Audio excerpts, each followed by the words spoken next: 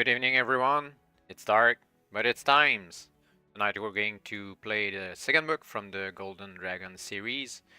The completely different book from the first one, and no continuity at all. Different adventure, different hero. Everything has been rolled anew, kind of. Actually, our inventory is brand new, but I kept the same stats as the first adventure we did last week. Kind of a homebrew continuity here. But normally you should roll a new stats for this completely new adventure, the first one in the series by Oliver Johnson. There's not really a story so far, thus. But let's check our character sheet for this adventure. Vigor 29, C 8, Agility 8, like the first ones. So I kept everything like I said just before. For the items, we have to start with a backpack, carry our stuff, or incredible loot, like what happened last week. A magic sword, kind of similar to the blue knight sword we had last time, actually. An armor, not specified the type of armor, but let's see if it makes a difference or not. A knife, could be useful, I guess, for some things or others. And a hip flask of water. The Temple of Flame. Maybe we plan to douse the flames with our flask of water. Let's see how it goes. For the rules, they're the same as usual. We roll a d12 for combat. Usually lower is bad and higher is better. Some fight give the ability to flee, others not. For the items and treasure, they don't provide actually a box for treasure this time. It was quite useless, I must say, in the first adventure. All the treasure that we got just gave us kind of brownie points at the end, or bragging rights. Wasn't really useful since there's no kind of continuity anyway. I don't know why you will keep score, except comparing with your friends. So no treasure this time around in adventure number 2. And the items work just as before. Everything goes in the backpack unless specified otherwise. The adventure itself shall say if we can take an item or not, depending on what we have already. Stuff like that. And actually that's pretty much it for the rules of Adventure 2. The stats there are the same as last time. Vigor for the HP and physical prowess. Agility is more... it wasn't really used in the first book, actually. I think we used that once. But agility is usually used for well, agility and nimble, kind of physical prowess, but not really the strength and constitution types of physical prowess, but more like dexterity types of prowess. And C score is the mental fortitude, or resisting the spellcasting of enemies, like we had in the first book with the kind of strange curse that we could get at some point, or the eyes of Lord Tenebron that could hypnotize us, stuff like that. So, you're now almost ready to embark on your adventure. You'll start at section 1 and then proceed to further entries according to the decisions you make. Be warned, this adventure is not easy. You're highly unlikely to find the idol of Katak on your first attempt. Make a map as you explore the temple. We won't really do that though. If you get killed, fill in a new character sheet and try again, something that we won't do either. Using the map you made before to guide you, it may take you several attempts, but eventually you will win through to confront your enemy Damontir in a battle for the gold idol of the flame god. Lots of stuff we won't do because, as homebrew rules, if we die, we'll go back to a previous choice, take another one. If we die again, we go back again, take another choice until we run out of options, and then we'll just simply go through as if nothing had happened. Same thing with the combat. If we die in combat, we're going to go back, take a different option. If there's a flee option in a combat, could happen. We'll take the flee option instead of dying there. And eventually, if there's no other options, we'll simply win the fight as if nothing had happened, as if we had never lost. So as to not play this game tomorrow morning in case we die over and over again. That's pretty much it for the homebrew rules. And now, the adventure begins.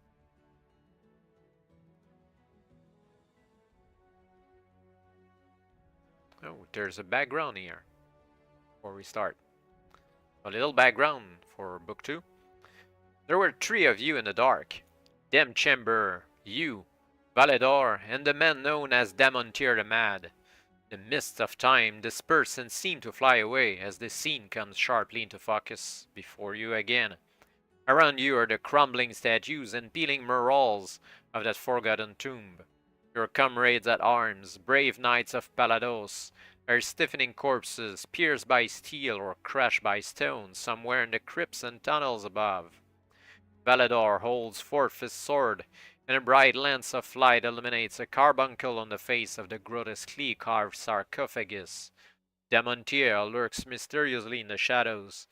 Suddenly there is a click, and the lid of the sarcophagus swings up to reveal a bejeweled crown on the brow of the mummified corpse within. But the light from Valedor's enchanted sword has activated an ancient trap, and before you can move towards the treasure, the ground beneath you gives way, and you begin to fall. You reach out and just manage to seize hold of the lip of the dark pit, but Valedor disappears into the depths with a piteous scream. You cry out to Damontir to help you. With a warm feeling of gratitude, you sense him standing over you in the darkness. Then the warmth turns to a chill as you see the flash of his teeth in a wicked smile. His booted foot crunches down on your desperately clutching fingers. You can hold on no longer. You fall back into the void, blackness reaching towards you. You come awake with a start, the pounding of your heart sounding in your ears like a jungle drum beat. You're soaked in sweat and have to struggle to free yourself from the blanket that clings to your body. From outside comes the twittering of exotic birds and a flash of dawn sunlight of the river as your ship gently wends its way upstream. You have merely dreamt how, many years earlier, the sorcerer Damontir nearly put an end to your life. How, instead of following Valedor into the abyss, your fall was broken by a hidden ledge. How, though badly wounded, you climb back to the tomb chamber to find the crown and Damontir gone. Silently, you repeat the vow you have made to yourself every morning since that far-off day, never to rest until you have avenged yourself upon the evil sorcerer. The green banks of the jungle slide past you on either side. Occasionally a long, black shape launches into the water with a dull splash and drifts idly towards the ship. The sailors mutter that the crocodiles of Enku can bite a man in half. The crocodiles stare up at you with blinking inscrutability, then drift off like logs in the muddy ochre water. Brightly colored birds screech and cavort over the treetops. The wind slackens as you pass a bend in the river. Ahead, rising straight out of the shimmering water, stands a thin spire of crystal, reaching up almost 100 meters into the azure sky. You call to the sailors to lower the sail and drop anchor. Noon approaches, the hour which the ancient texts appoint as propitious for beginning the quest. Your steward reverently fastens the buckles and clasp of your armor, for you are the Dragon Knight of Palados, greatest warrior of the known world. He is barely able to lift your gleaming broadsword, though you take it from him and swing it without effort before sliding it into your scabbard. In the white, staring faces of the sailors, you read awe and a little fear. You climb down into the rowboat by the ship's side, and standing at its prow, call for your men to cast off. As the towers stretch and grunt over their horrors, you concentrate on what lies ahead. The temple of the flame god Katak, lost for eons in the mosquito-ridden depths of the forest, obscured by vines and creepers, surrounded by impenetrable swamp. Only a mouldering Libram in the archives of Action, capital of Great Palados, revealed the ancient clues which enabled you to deduce the temple's location. A dark shadow obscures the sun. You look up. It is only the first of the branches overhanging the river as your boat approaches the bank. According to the age-stooped librarian in Action, one other person had consulted the book from which you glean your information. He had visited the archives just a few weeks before you. The old librarian could not, however, recall the man's face, as though a magic spell had been used to cloud his memory. You ponder this as you step nimbly from the boat. The rowers look around nervously at the rustling treetops, where brilliantly hued parrots fly and monkeys crash from branch to branch. Watch this spot, you tell them. I will signal you from here, when my quest is over, and I have the golden idol of Katak. With obvious relief, they push away from the bank and head back to midstream, where the ship lies at anchor. You take a last look, then turn and make your way into the waiting jungle. Section 1.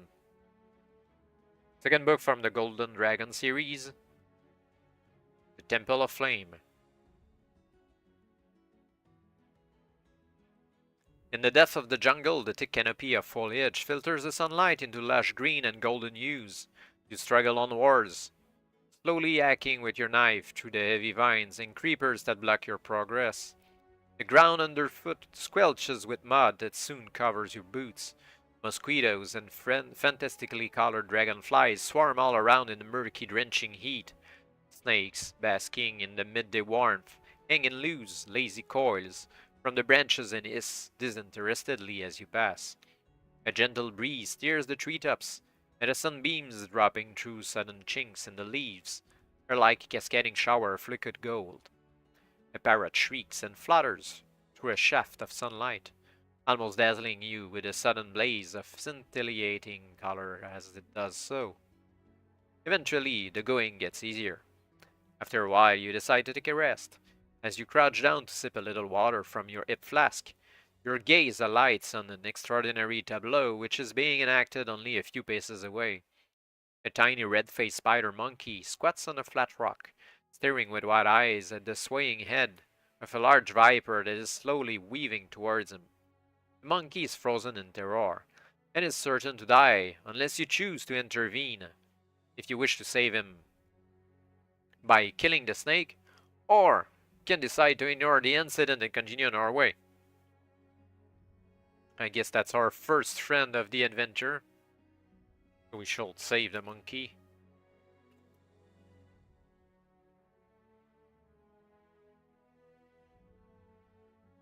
Without even rising from your crouch, you snap your arm straight. Your knife flashes as it spins once in the hot sunlight and buries itself in the viper's head. Okay, I didn't fathom that we're going to throw knives. Cool.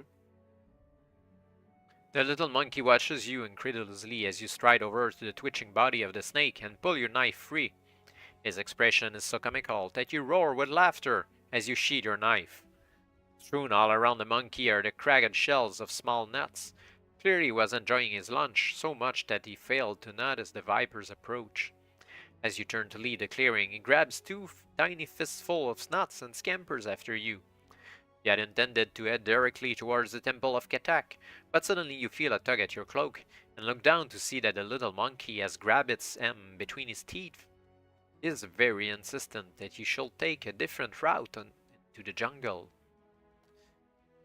So we can obey the monkey, or shake the mischievous creature off our cloak and prison, as intended.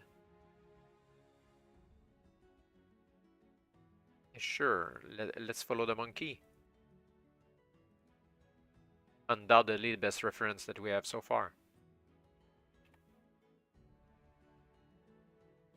Something is clearly amiss for the monkey to become so excited. You have the rock he was sitting on and hurl it through the undergrowth in the direction you had originally intended to go. It lands with a dull plop and soon sinks from view. If you had not heeded the monkey's warning, you would have blundered straight into a patch of deadly quicksand. As you continue on your way, he runs alongside you and shows you the path of firm ground that takes you safely past the treacherous quicksand. With your new companion, whom you decide to call Minki, you head onwards through the jungle. After a little while, you come to a trail of sorts, presumably beaten through the thick tropical undergrowth by the savage natives of the region. Although you hope to avoid any encounter with them, your hand never strays far from your sword hilt. The trail soon brings you to a lichen-stained boulder, sculpted to resemble a squatting figure with features that are both fierce and less than human. This weathered statue is clearly not the work of the natives. It has stood here for thousands of years and is a relic of the ancient empire of the Katak theocracy. Your knowledge of archaeology is limited, but if you read certain glyphs and baroque flourishes correctly, then the statue marks the grave of an Enku nobleman. Possibly the treasure that will have been entered with him still remains undisturbed to this day. Two options: we can either try to push the statue aside and open the grave, or press onwards to the lost temple. I guess we're still treasure hungry, as in the first book. Even if it doesn't matter.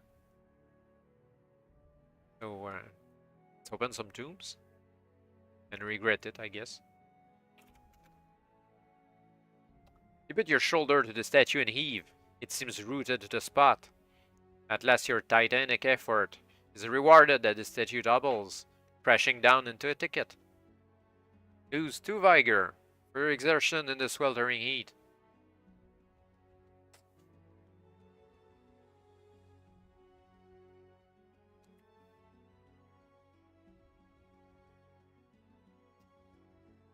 You have uncovered the stone lid of a sarcophagus in the dank earth beneath the fallen statue. Maggots and tiny black beetles squirm and scuttle for cover. Minki snatches up a beetle and savours it while you stoop to examine the sarcophagus. You seize the carved handholds and open the lid. At that instant, a momentary breeze steers the trees and makes you shiver. Minki runs back from the grave, chattering in fright.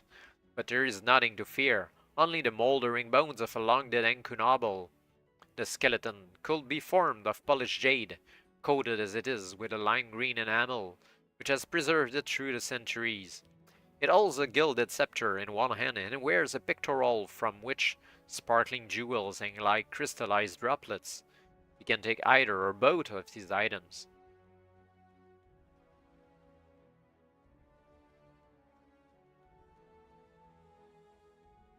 Don't see why we won't take both. Gilded scepter. Written in UK English. The other thing is a pectoral for the jewels.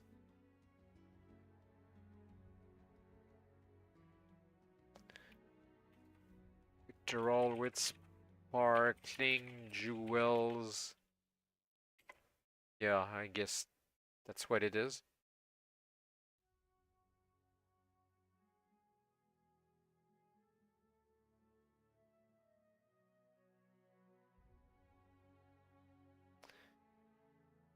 Turning away from the riffle grave, you and Minki proceed deeper into the entangling jungle.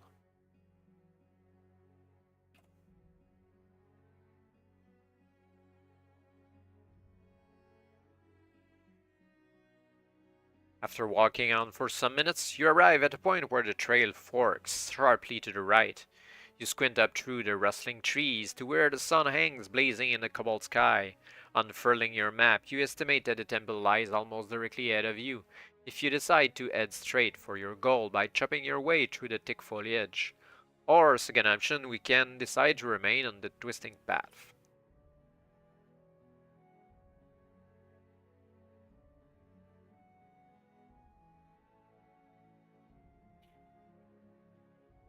I guess we could go straight and Minki will prevent us from falling into a trap if needs be.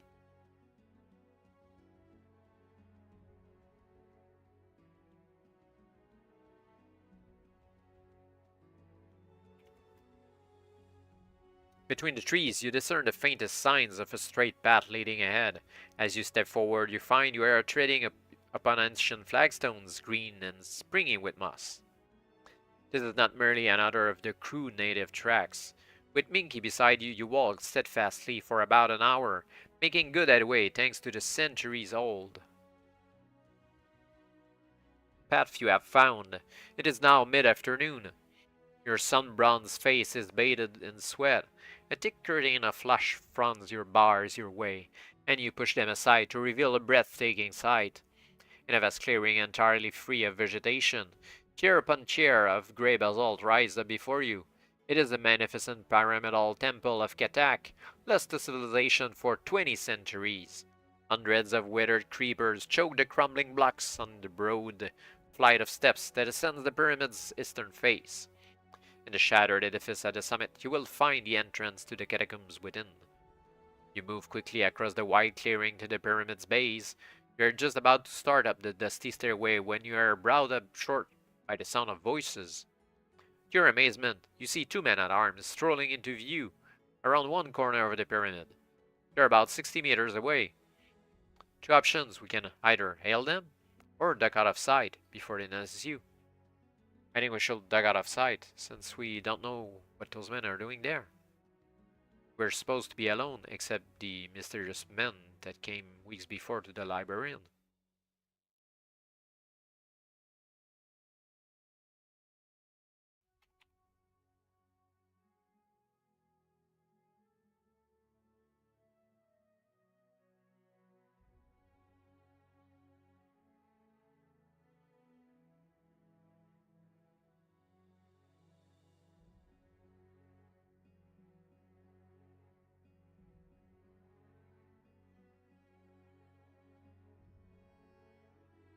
You retreat into the cool, ink-black shadows beside the great stairway and press yourself back into a niche in the stone. A minute or so later, the two men draw level with your hiding place. You had believed you were the first to rediscover the pyramid, so you are shocked to discover two armed and armored warriors patrolling it. You're still more shocked when you hear their voices and realize they're from your own land. But all becomes sickeningly clear when one of them half turns and you recognize the black and white crest on his surcoat, where it marks him as one of Damontir's men.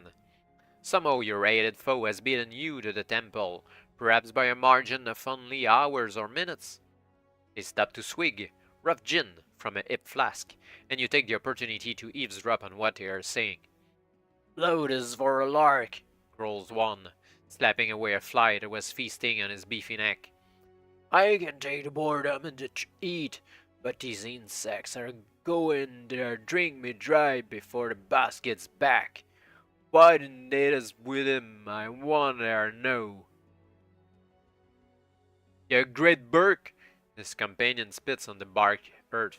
"You better off out it than yer. One there go wandering around an old tomb with a fruitcake like Damontir. Never come out again, would yer?" "Temple," replied the first, gargling his gin before swallowing. "You're what?" "It's not a tomb, it's a temple, I heard the boss say." The second man snorts. "Temple, tomb? Where's the difference? Damontir wouldn't trust the likes of us with all the treasure around, would he? Where we've got them freaks, was it nightmare guards for in it? You've heard enough. If Damontir is here with his fearsome nightmare guard, then you have no time to waste. Two options: attack the two men, or try to scale the steps to the top without them noticing. Second option sounds like an agility check.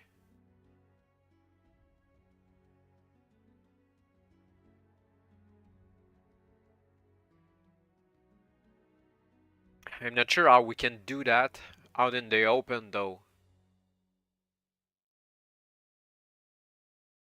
We should profit from the surprise and strike them right away.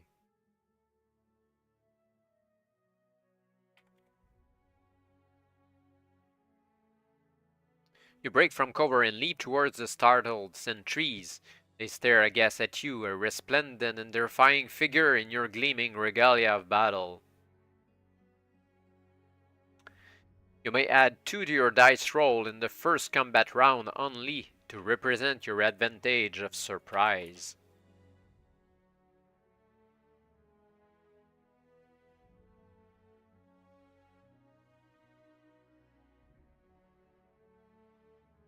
First fight of the night as the greatest knight of Palados. You should have little trouble with 2 scruffy thugs like these.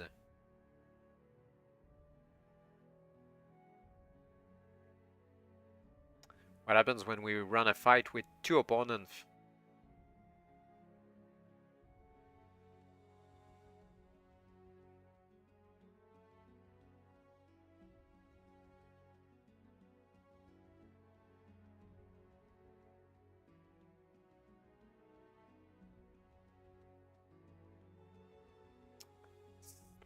Not written anywhere in the rules at the beginning of the book.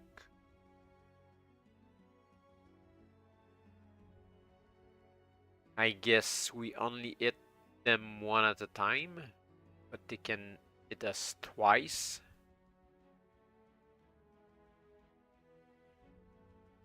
Ah, yeah, it's written here. So if we hit one of the sentries of our choice. And if they hit us, depending of how bad we roll, we're hit once or twice.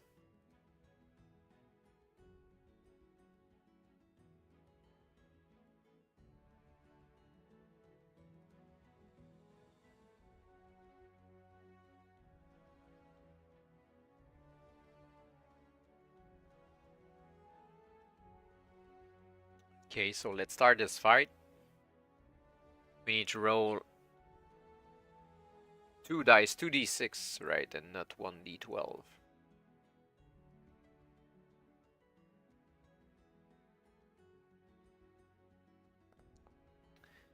Seven. So one of them loses 3 HP. Let's go like this for the fight.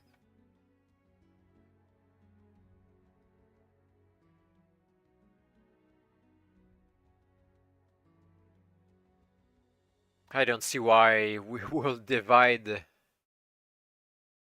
our hit between both sentries. It's really not a good thing.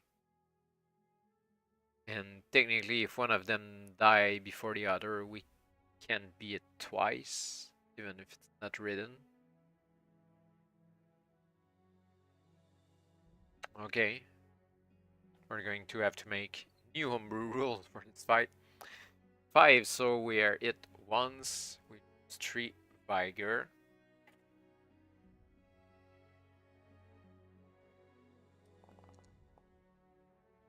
Seven.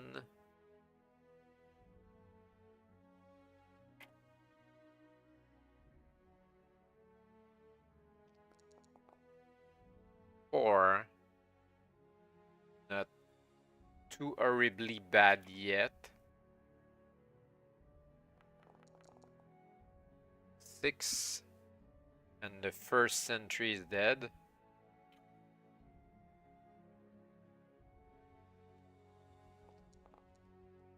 8.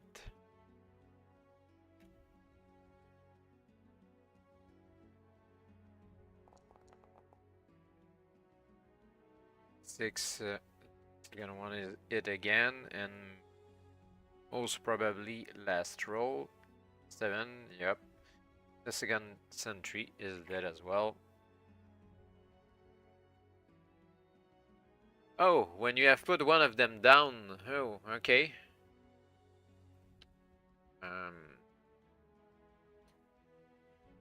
I don't think we lost HP. Nope. Second run. So the second one isn't dead yet.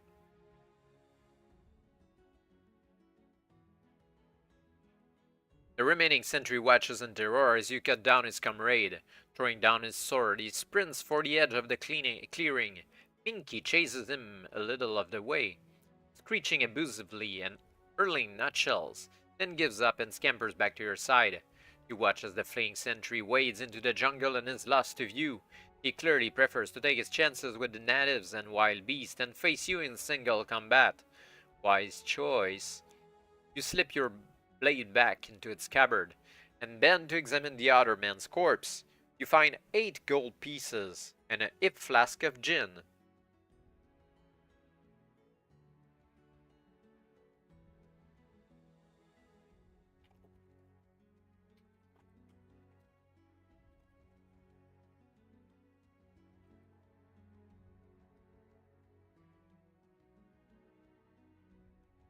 Take what you will and then lead up the pyramid steps.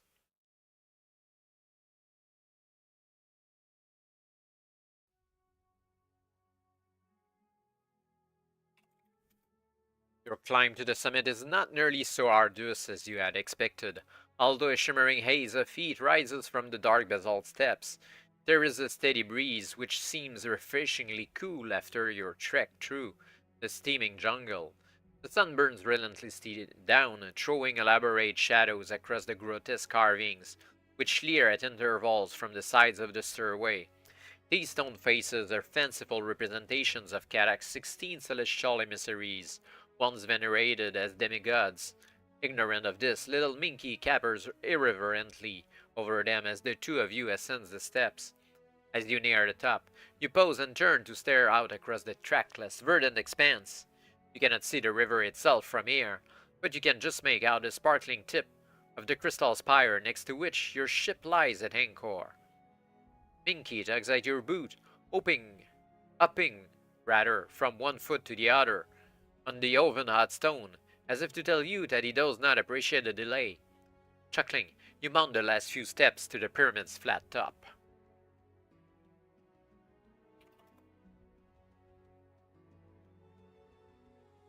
Really, this adventure is way better with Minki than without. There is a sound from inside the ruined structure atop the pyramid. Wasting no time, you vault over a fallen column and land with cat-like grace within the broken ruins. A glance takes in the details. A bored sentry leaning against the wall, a spear in the crook of his arm, his hands folded across his pot belly. His companion, slumped in the shade under the portico, snoring beneath a wide-brimmed hat. While flies tread in the dampness of his pasty face, you do not even trouble to unsheath your sword. 2 strides bring you face to face with the first man. He stares at you in slack-jawed astonishment, and then doubles up as your fist slams into his sternum. A second blow completes the job. His limp body falls to the masonry-strewn floor like a broken doll. You catch his spear and turn to face the other man. Rhythmic snores still emanate from under the brim of his hat. You have the spear and advance on him. You will like to spit him like a pig where he lies, but it is not the way of the Knights of Palados. You are about to yell at him to wake up when Minki darts forward and prods him in the eye. Spluttering, the man is roused from his slumber. As soon as he sees you, he draws his sword and jumps up to fight.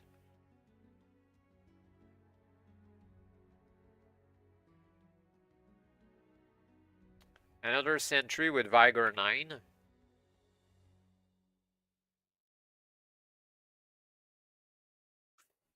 It's really...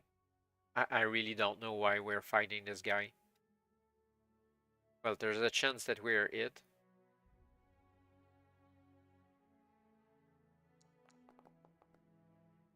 Six. 5. And 7, he's dead.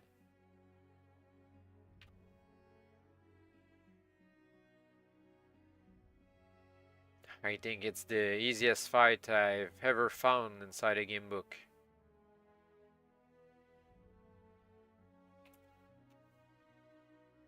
Your final spear thrust pierces the sentry's heart and he sinks to the floor as his blood washes over the ancient stones.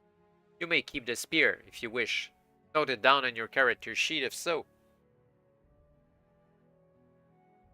never know.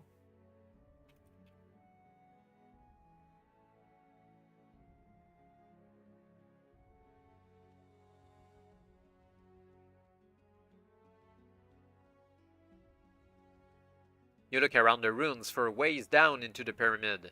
One seems almost too obvious. A heavy flagstone with a metal ring in the middle, set into the stone floor. You can see from the dirt and moss caking the fine cracks around it that the flagstone has not been lifted up for years. Perhaps centuries. Damontir found some other route down. You glance up as the sky rumbles. Thunder clouds are piling up like slate on the distant horizon. As they slide in from the north, a mist of rain hides the far-off mountain peaks. The storm advances swiftly, and the first drops of rain are already spattering the basalt steps as you return to the problem of how you are going to enter the pyramid. If you wish to lift the flagstone and descend that way, or we can intend to search for another entrance. That's a good question. Why Damontir didn't take that route?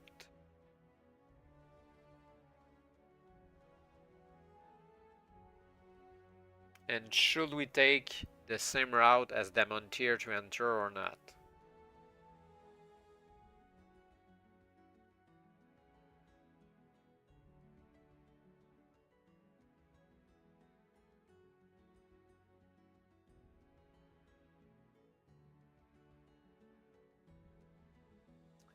I guess that this obvious route might probably be more dangerous, but shorter as well. It's often the case in type of books. So we might as well gamble through the flagstone.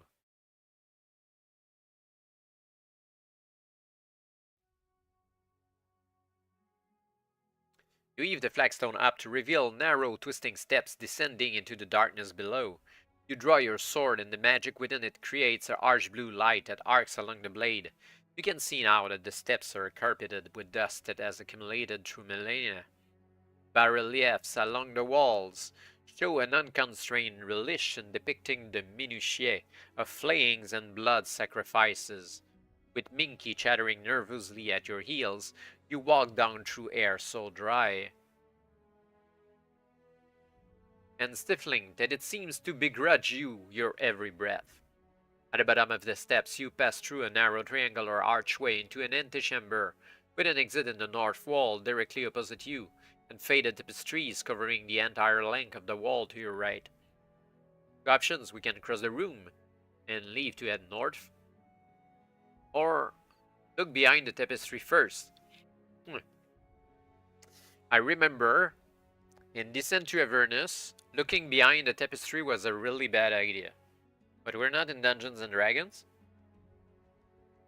so it should be fine, right?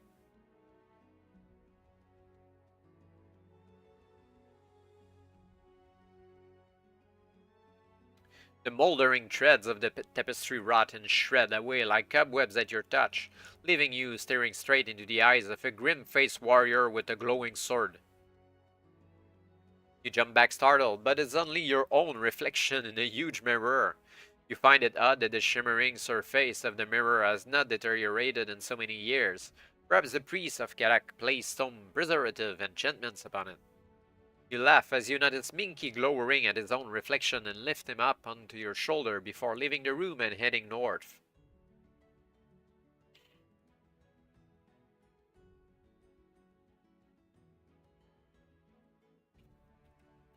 This adventure so far is so fun in games. The room beyond the antechamber is large and high-ceilinged. In the light of your magic sword, you can just see a passage leading west out of the room. As you make your way over to this, you pass a line of pillars engraved with the stylized flame symbols of god Katak. A massive block of polished red granite against the far wall may once have been an altar stone where heretics and prisoners of war will have met a grisly death. You are considering a detour to inspect the altar more closely, in case some magical relic is hidden inside it, when a figure steps from the shadows to face you. It stands upon two legs, but it is not human. Its skin is dark and thorny, It has cruel talons on 2 short reptilian limbs, where its arms should be, and its head comprises a single glowing orb of an eye on the end of a long stalk. You are dumbstruck, bewildered. It is like no creature you have ever encountered. This hesitation almost costs you your life. As you falter, the creature discharges a searing beam of ruby light from its eye. Beholder, that isn't called a beholder. At the same instant, Minki leaps down from your shoulder, and this distracts the creature so that its energy blast goes slightly wide. Instead of hitting you, it strikes the wall behind, vaporizing an ancient mural and causing the stone to blister and boil. The release of energy temporarily depletes the creature. Its eye burns a dull red now, but you can see it growing bigger, brighter rather, by the second as the creature builds up for another shot. You could charge straight at it now in the hope that you can reach it before it can fire another energy blast. So 2 options, try that, or try to escape from it.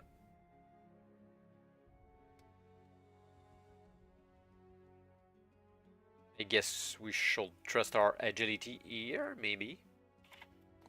As you rush in towards it, the creature fixes its eye upon you and stuns you with a low-power concussive blast. Lose 2 vigor. If you're still alive, you come to only moments later to find the creature staring down at you. Its eyes an incandescent violet. It unleashes a bolt of searing red light. Throw 2 dice and add 2 to the number. Throw 2 dice and add 2 to the number rolled.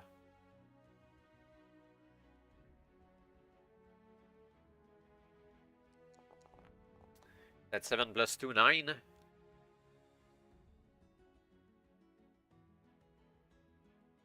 Because dodging is more difficult when you are lying on your back. Okay. If the total is greater than your current agility score, it is. Ah, I think we had to roll low here. Damn. Maybe we're dead.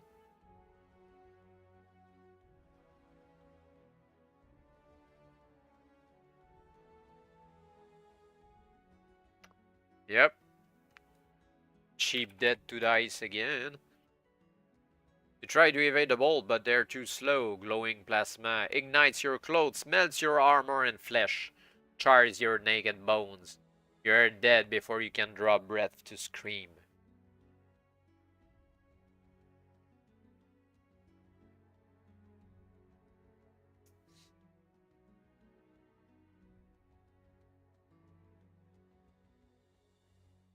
I ate it. The instant death with a cheap dice roll.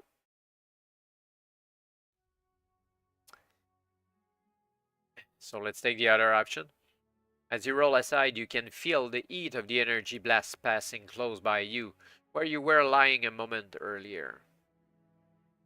The floor has become a pool of molten stone. You spring to your feet, realizing that you cannot keep on evading its blast forever. However much the idea runs contrary to your warrior instincts, you will have to try to get away. Now,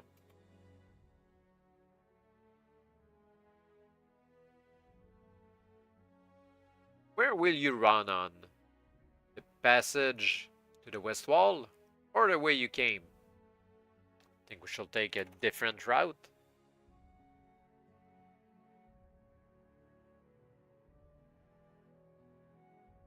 Like we say in French, we're going to lier l'utile à l'agréable. You race frantically along the passage. There is no door or alcove where you might take cover, and the end of the passage is nowhere in sight. As you run, the creature takes careful aim at your back.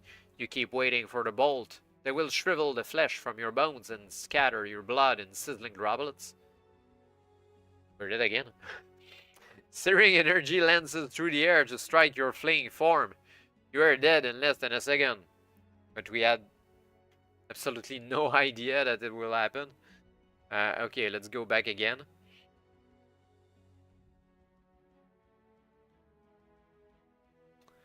Let's go back the way we came. 。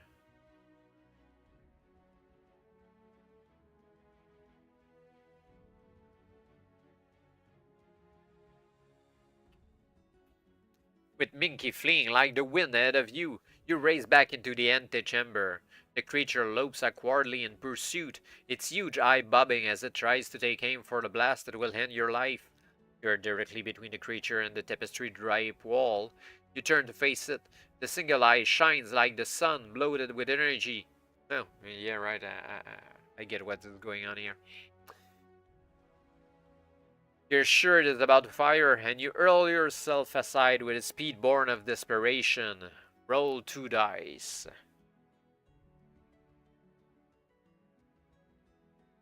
Trying to score equal to or less than your current agility. That's the case this time.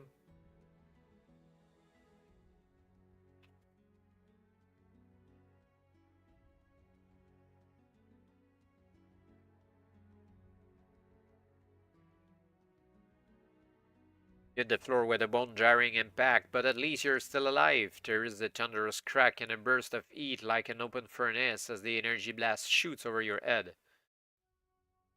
The fraying tapestry shrivels away to expose the mirror beneath, and the full force of the bolt is reflected directly back at the creature itself. Its dying shriek goes on for a long time. You cover your ears to keep out the terrible noise. When you look up, there is nothing left of your strange adversary apart from a charred and headless husk. The stench in the room is appalling, and you waste no time in staggering back into the next chamber. Minki pads quietly along beside you, perhaps sensing your shock at this brush with death.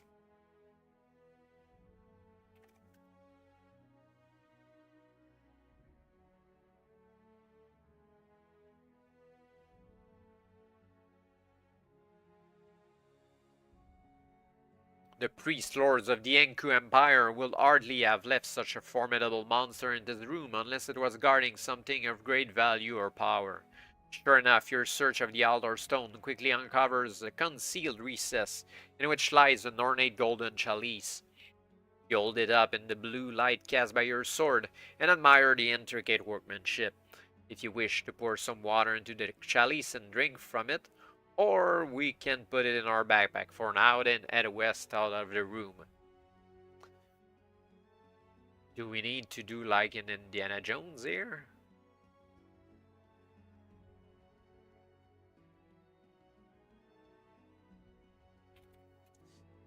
But let's drink anyway. If you're wounded, we are.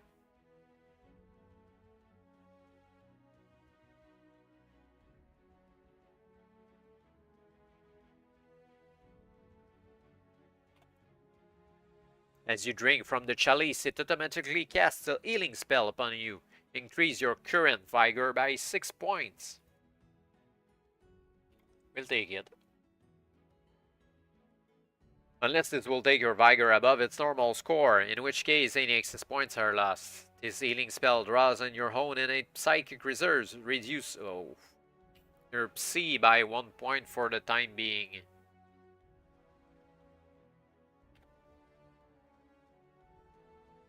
You may keep the chalice and use it anytime as long as you have water to pour into it.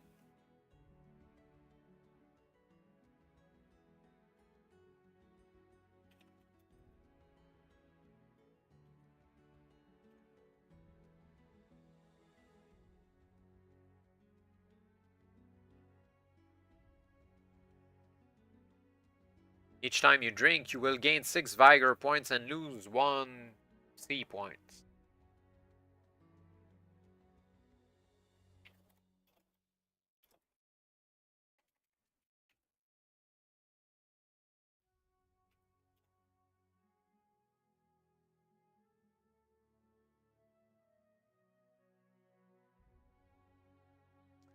May keep each you may do this at any point in your adventure except when you are in combat.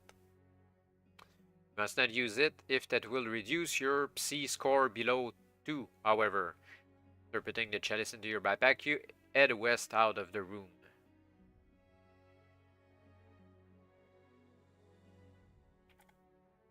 You walk along a featureless corridor for some time without finding a door or side tunnel. At last you come to the end of the corridor. Just as you are about to enter the room beyond, however, you notice a slight acrid smell in the air. When you glance back to see if Minki is still safely with you, you're surprised to see his fur bristling. As you approach the entrance of the room, the hairs on your own body start to prickle and stand on end. Two options: we can carry on in the room or turn back.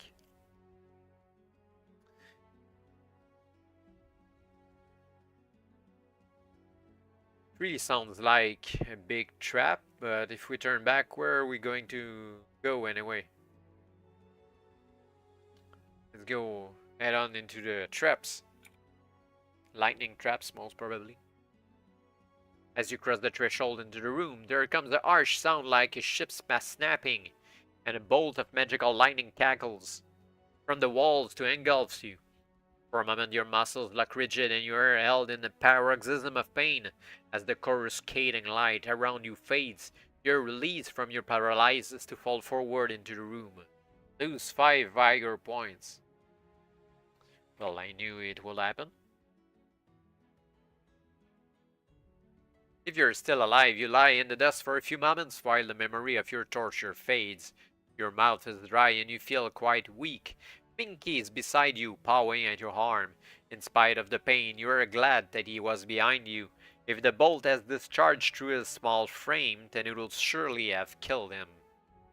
Manage to stand up on quivering legs. Reduce your agility by 1 point.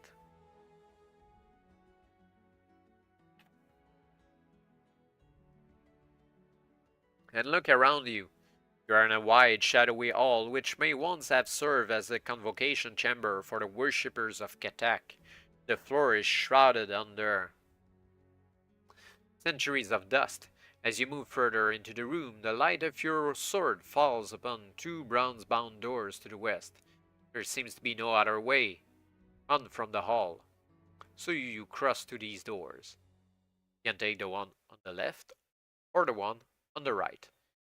Since we can go left, we're going to go left.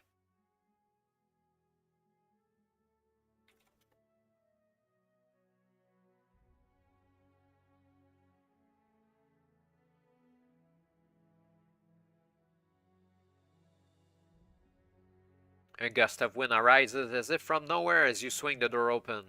The thick dust ripples like the surface of a lake, and then rises up to form 3 translucent columns around you.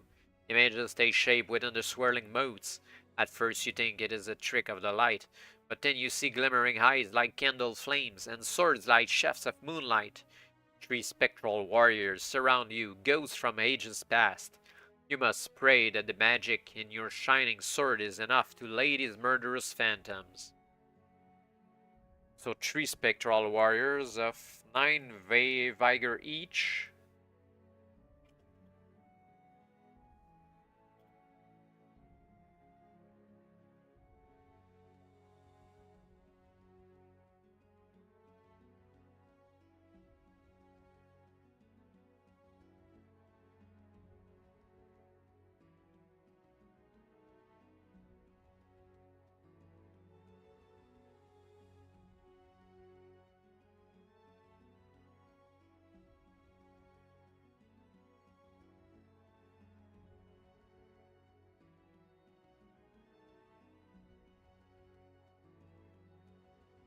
Works like the 2 sentries as before. They surround you and you cannot flee. If you destroy one of them, so we need only to destroy one of them right now.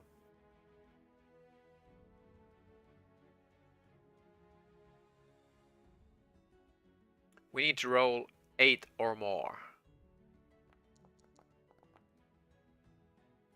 A good start.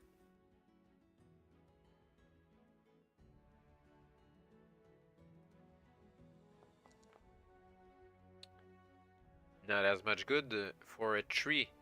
You are hit 3 times, lose 9 vigor and 1 PSC. Or PSI or PSI. That's a really big hit.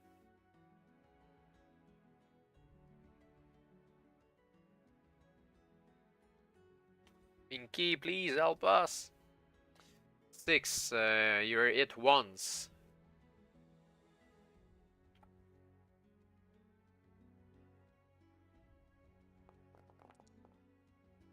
4.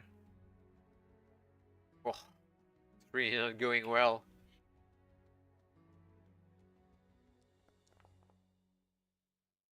And we're dead.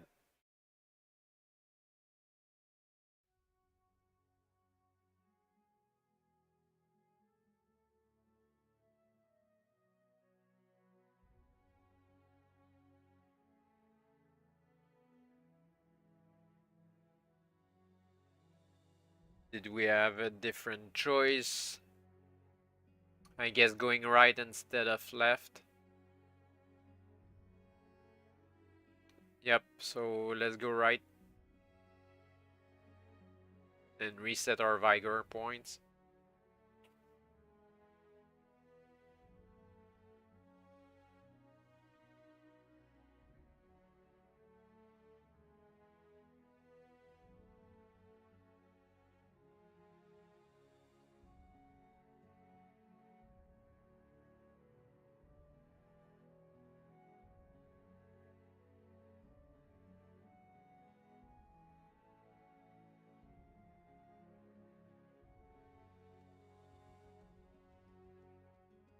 So by going right, the door opens into a small room with no other exits.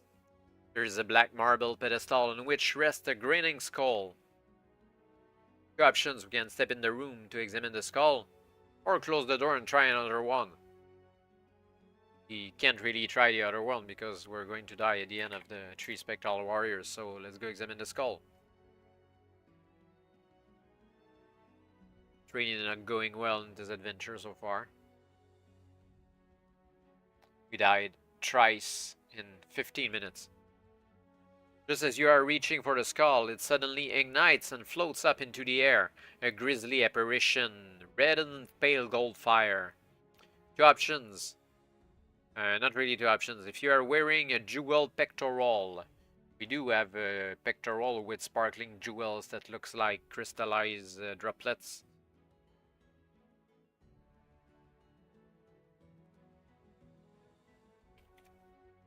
The priests of Katak created the undead skull gas to protect their temple from intruders. Having only rudimentary intelligence, the skull gas assumes from the pectoral you wear that you are a noble of the Enku Empire, and therefore entitled to walk in the sacred precincts. It hovers before you for a few moments, and then settles down onto the pedestal once more. Slightly unnerved by your narrow escape, you back slowly out of the room and try the other door. Alright, okay. We have no other choice than going through the spectral warriors.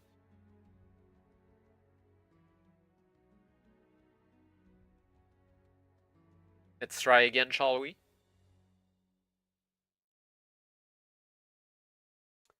Three spectral warriors of Vigor 9. We need to roll 8 or more.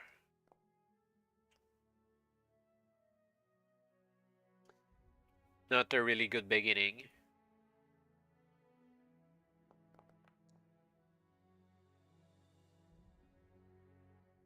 Six again.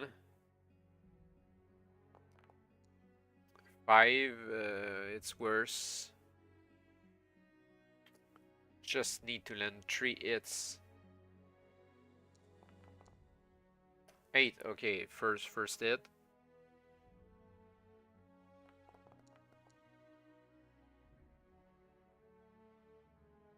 We're at the same exact place that we were last time in that same fight.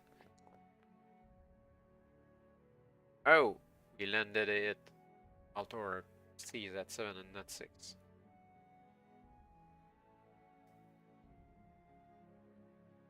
This is the decisive roll. If we roll 8 or more, we survive. Otherwise, we die again. And we're dead. So let's go through the fight.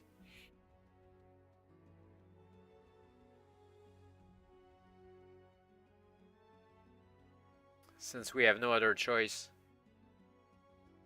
Don't really want to go back like 12 sections before, something like that, and I'm thinking back the path we took, and I'm not sure there's another way around this, actually. fence the right number. Yeah. You fancy you hear a faint howl as one of the spectral warriors dissolves into dust and scattered light. The others fight on without a sound. So we have better rolls here. You have the opportunity to flee now by retreating the way you came.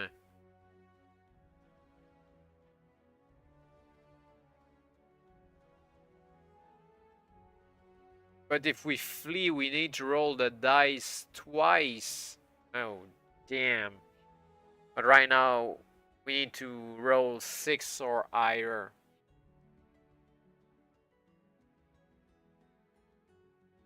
Not sure.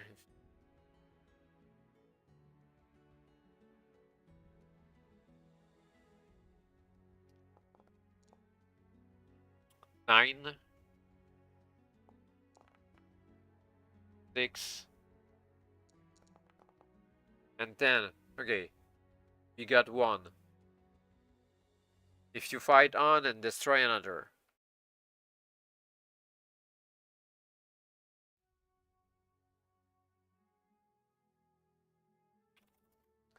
The last of the three lunges at you with its cerebral sword. On the somber, dusty mask of its dead features, no flicker of expression shows. So the fight is easier again. We need to roll 4 or more. 6. 10. 3. We're dead here.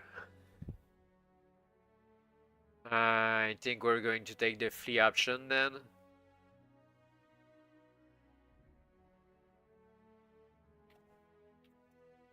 In the hope of finding a more direct and less potentially hazardous route into the heart of the temple, you retrace your steps. You ascend into the ruined building atop the pyramid to find that the storm has broken overhead. Warm rain falls in a staggering deluge, and as you look out across the jungle treetops, you find the riding expanse of a green reminiscent of a storm-churned sea. For a moment your thoughts dwell upon your ship and the sailors aboard her. Is your peril in his haunted place any greater than theirs? Out there on the seething river with lightning dropping splinters of light into the semi-darkness? As rain lashes the weathered stone, you begin to search for another way down into the pyramid. Sounds like restarting the adventure from the beginning.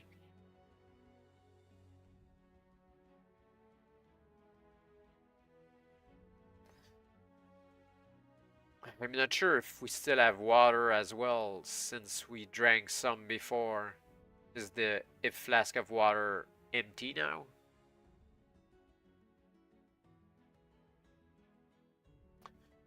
Your curiosity is aroused by a granite monolith carved to depict a squat demon with a grinning death's head, holding a plaque in its clawed hands.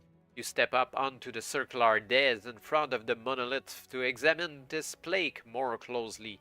Most of the glyphs that scar the crumbling stone are indecipherable, their meaning lost in antiquity, but the 5 symbols which dominate the center of the plaque are clear to you. They represent the principal deities of the Enku Empire. A jagged line corresponds to the thunder god Tlal. Tunu, the sun god, is shown as a disc fringe with radial lines. The large stylized flame in the middle is direly the emblem of Katak himself.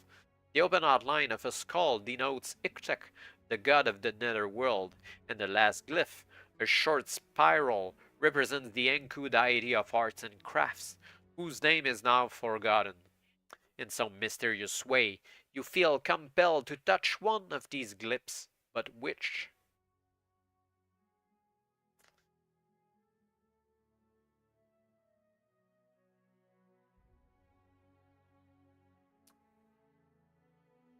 Maybe the forgotten god of arts and crafts?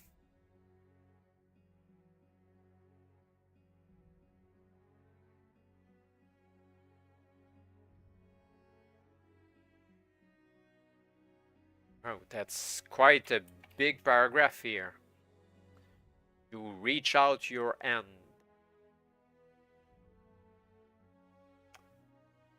Turn to the other paragraph.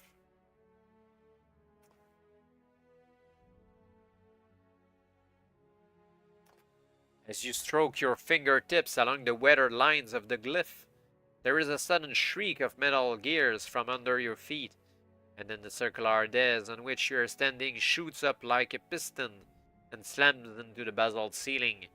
Slowly, the ingenious mechanism resets itself, lowering the dais back to its original position. Minki runs around the monolith, whining for his lost friend. All that remains of you now is a smear of pulverized bone and mashed sinew. You have failed in your quest to find the lost idol of Katak. Again.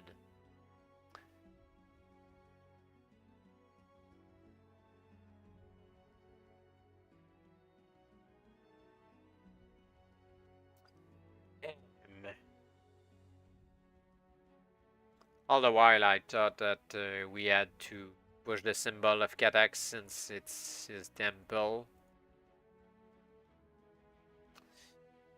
We need to go back there.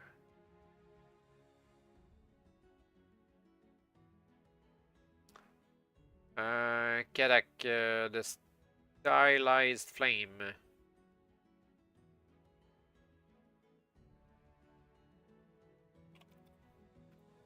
Katak's own glyph is the logical choice, since this is his temple. As your finger traces the weathered grooves, there is a groan of chains and gears from below, and then the circular dais on which you are standing begins to descend into the pyramid. Minki leaps hastily to join you as the dais drops away, and the two of you are conveyed down into the darkness.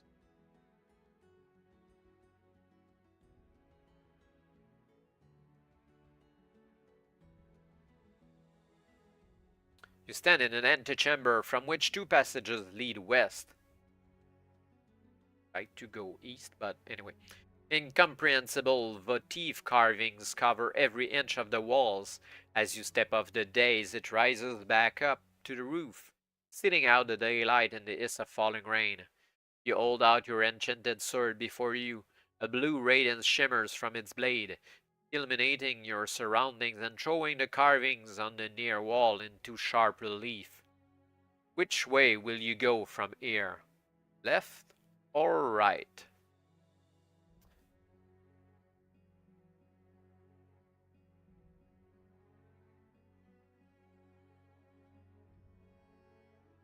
And there's no indication whatsoever on which direction to take. So let's go left as usual.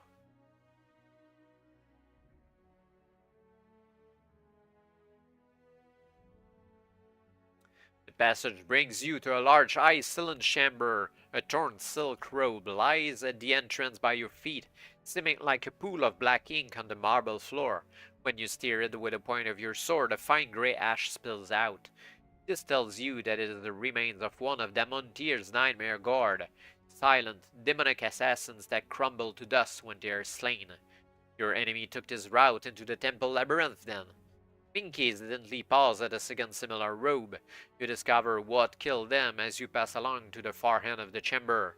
Lying against the wall is the carcass of a huge clawed manticore, doubtless a guardian of the pyramid since time immemorial.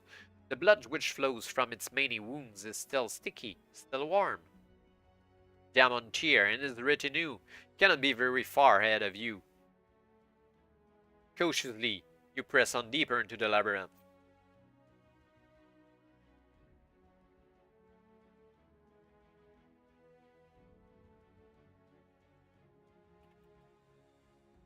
Walk along a narrow passage with only the one magical light from your sword to show you the way. Stalking figures in bas-relief from a martial frieze along the walls. After a short time, you come to a bronze grille set across an opening in the wall to your right. Minki clambers upon the metal bars, chattering excitedly.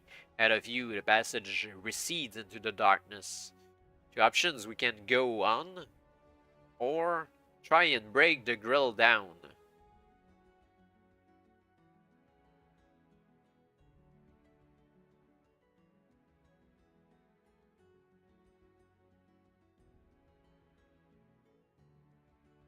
Well, Minki wants to go there. So let's follow the monkey.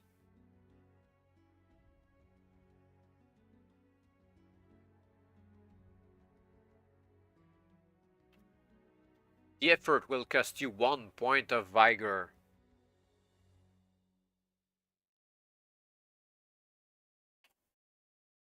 If you wish to do it, deduct it from your current vigor score.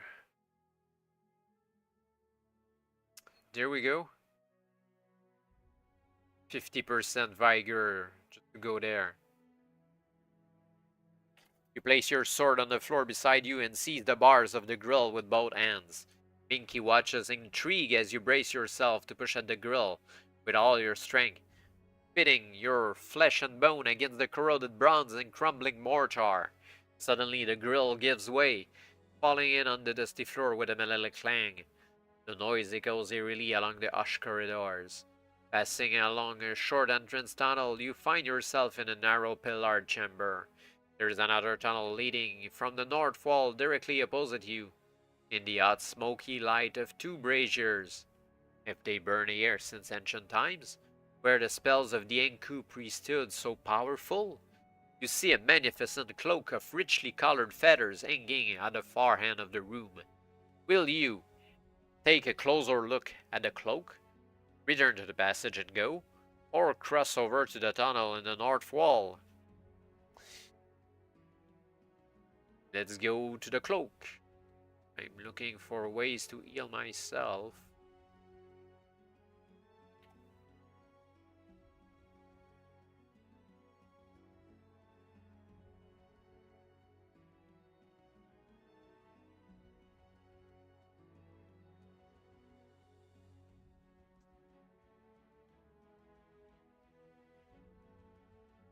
Flanking the western end of the chamber where the cloak hangs are 2 decorative pillars in the form of plumed serpents, their heads arched totally up against the ceiling as if poised to strike.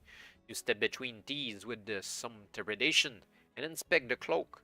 In the mingled light of the leaping flames and the steady blue glare of your sword, the cloak is an item of breathtaking beauty. It shimmers with iridescent hues of turquoise, gold, and emerald green. You cannot imagine the bird from which these splendid feathers came. Yeah, I do kind of imagine.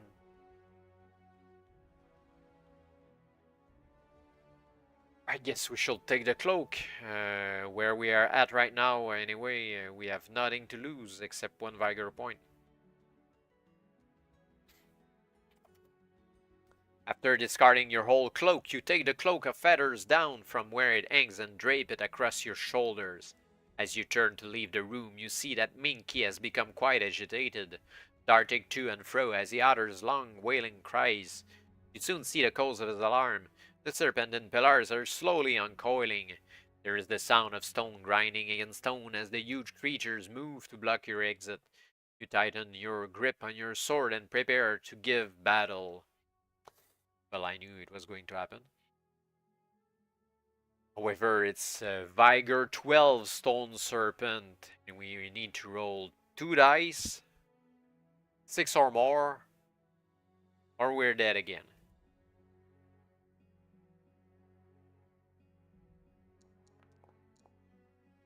Boom.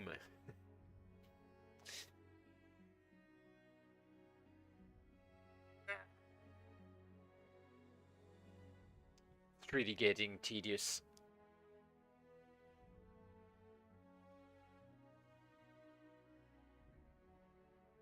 I guess we should simply skip the fights till the end, or until we're healed by something.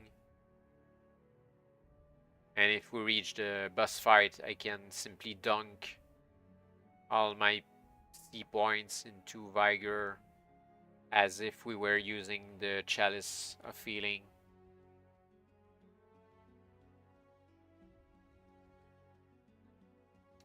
And even as your first adversary falls in a shower of chipped rock, the second slithers inexorably forward, the second Stone Serpent with Vigor 12 as well. So let's win through.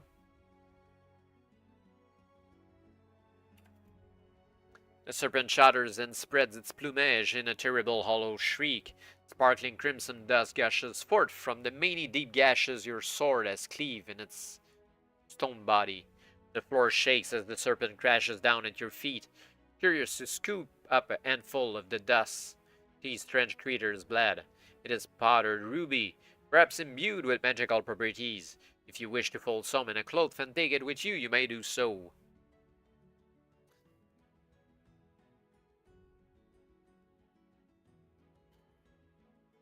Powdered ruby.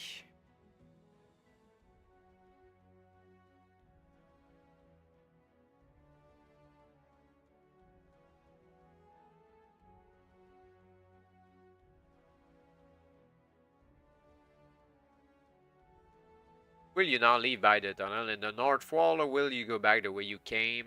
We won't go back. No way.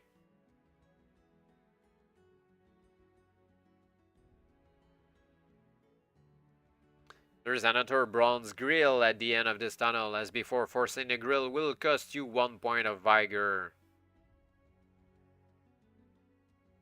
Yeah, well, we're far down the cheating hole, so let's note that we have no more vigor, but buzz the grill and just live on the fume of life and I don't know what.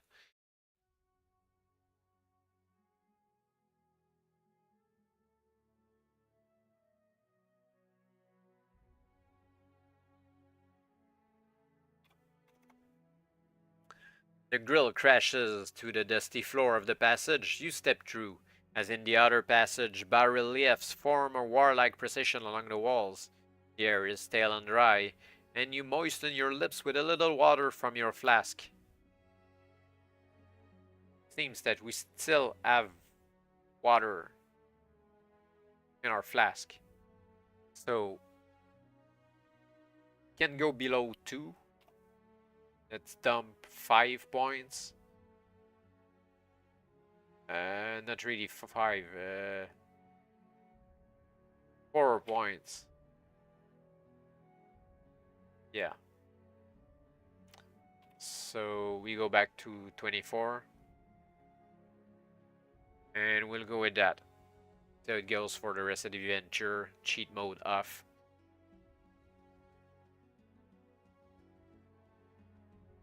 With Minki at your heels, you follow the passage west until you enter a large room where savage carvings merge with the walls and pillars.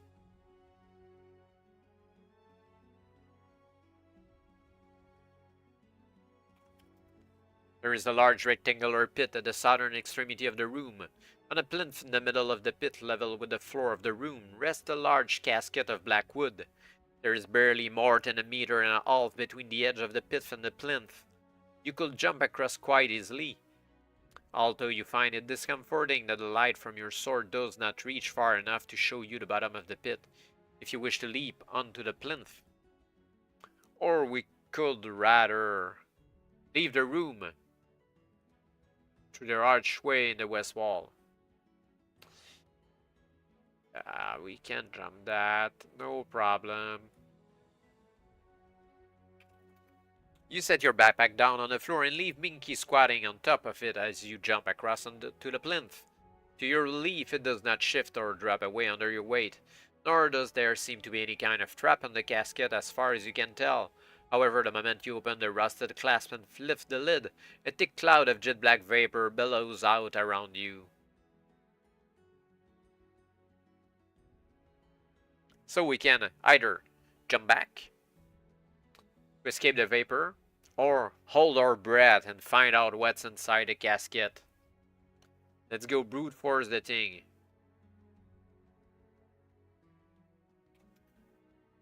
"20 centuries ago, the vapor was a volatile toxin that would kill a victim in seconds.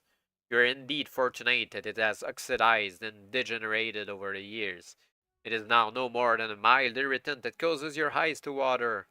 As the cloud of vapor disperses, you see 3 items inside the open casket.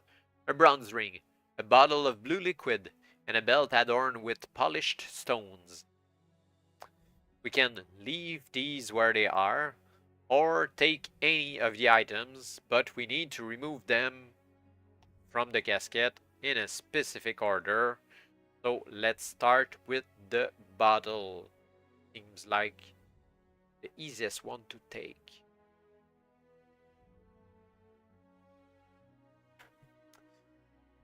Pulling the stopper from the bottle, you sniff tentatively at the potion inside.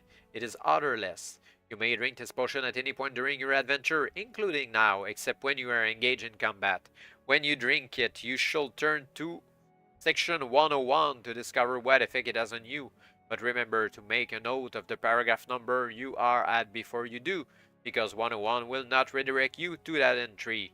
You replace the stopper and put the bottle in your backpack.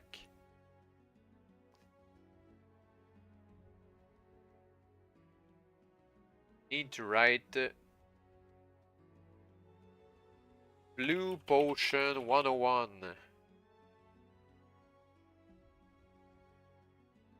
It's intriguing.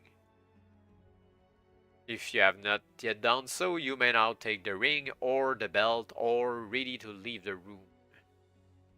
I guess it will be the belt.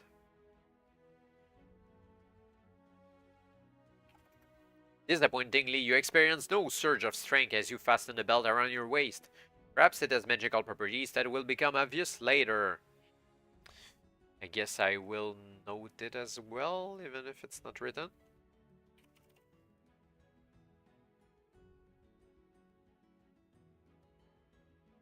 And we can now take the ring.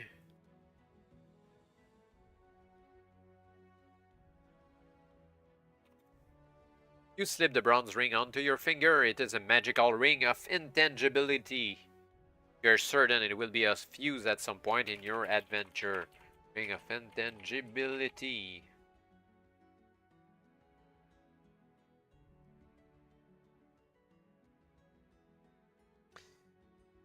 And we can continue on our way. There's nothing else to do. You jump over the deep pit, swing your pack over your shoulder, and head west out of the room.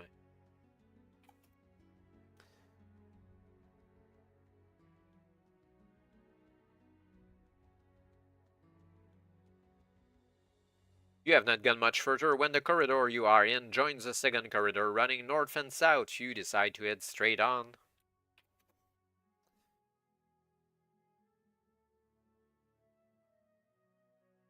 You walk along the corridor and emerge onto a high balcony overlooking a large hall. Carved panels on the walls depict ceremonies of devotion to the flame god Katak. Looking down onto the floor of the hall, you see 6 fretwork screens of gleaming silver placed in a hexagon about a crackling brazier. The leaping flame spreads a cobweb of shadows from the screens right out across the hall. Within the area enclosed by the screens, the firelight is thrown back in bright reticular patterns of great beauty. How extraordinary it is to stand here and gaze upon this work of the Enku priest lords. This living heart that has outlived the civilization that created it by more than 2,000 years. We are so absorbed in admiration for the ancient artifacts and carvings that you do not notice a black-clad form drop from the lintel of the archway behind you. It is one of the Nightmare Guard, Damontir's retinue of unhuman assassins. As it stalks towards you, Minki suddenly utters a shrill cry and skitters away nervously. His warning gives you just enough time to whirl and strike at the oncoming assailant with your sword. It falls back for an instant and lunges at you again, anxious to encircle your neck with his garrote of weighted silk. Nightmare Guard. Vigor 12. Need to roll 6 or more. We can try to flee without any consequences.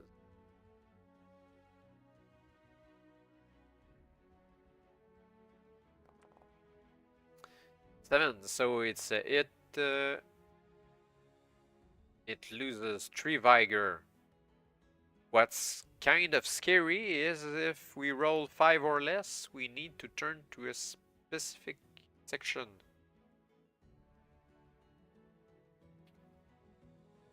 Sounds like it's an assassin that kills us. Ah, because of the garrote, we'll have a kind of test to do. Not really trying to hit us, but to strangle us. Guess I catch a thing here. Oh, well, it's going to happen now. So let's turn to 63.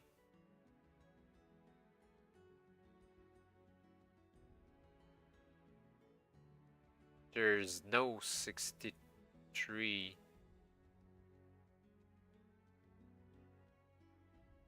Yeah, the section 63 is missing.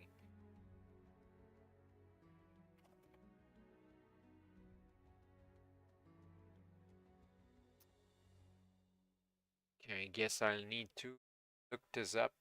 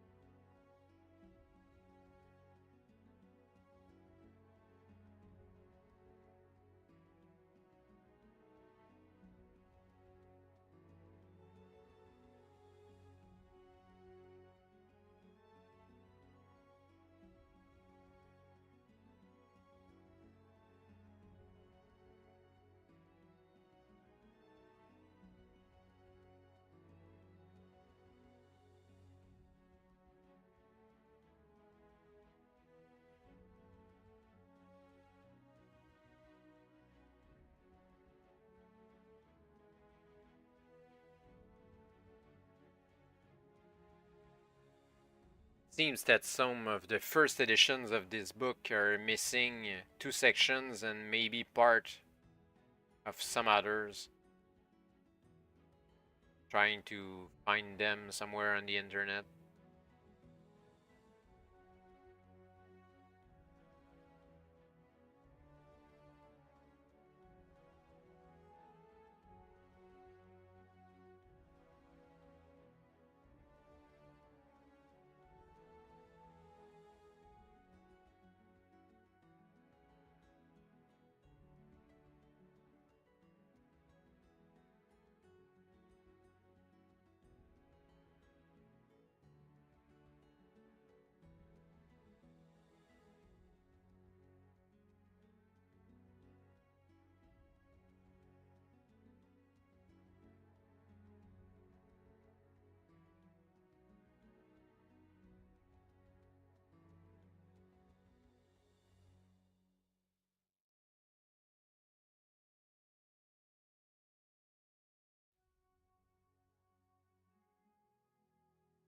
Lots of people are giving away the end of section 62, but nobody has 63 or 64.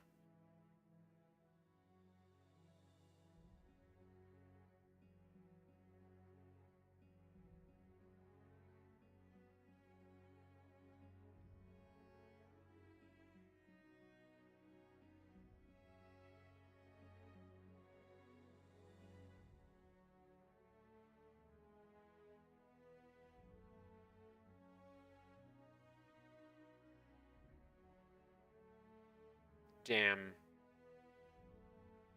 I think it's the first time I'm seeing in a game book whole sections missing in a print.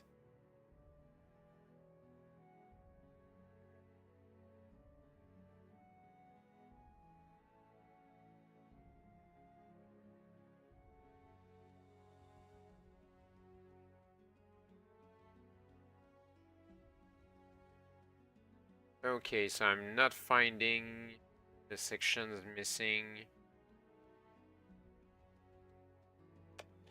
Let's see if I can just skirt around this.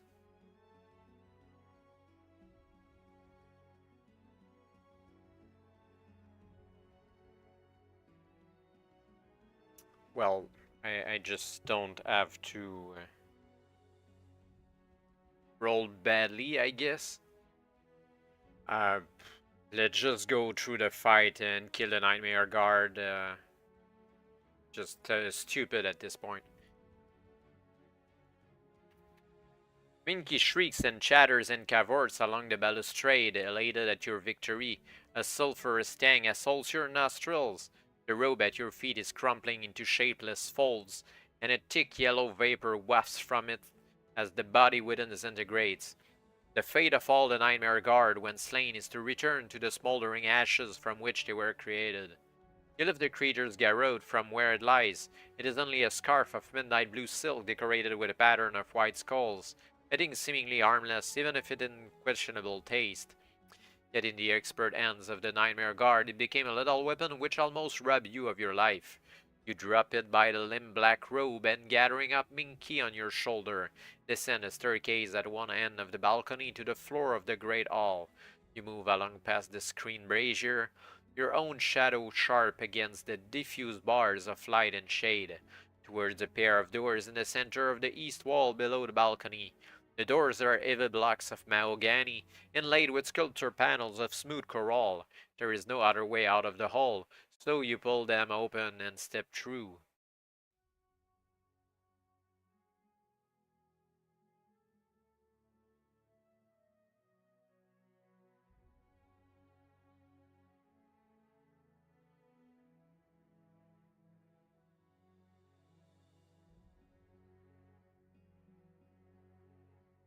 A short downward sloping tunnel opens on a spectacle that takes your breath away. You're standing on a jutting ledge on one side of a shaft nearly 50 meters across. It must go right down into the heart of the pyramid. Perhaps deeper than that, you cannot see the bottom for billowing clouds of steam rise up the shaft.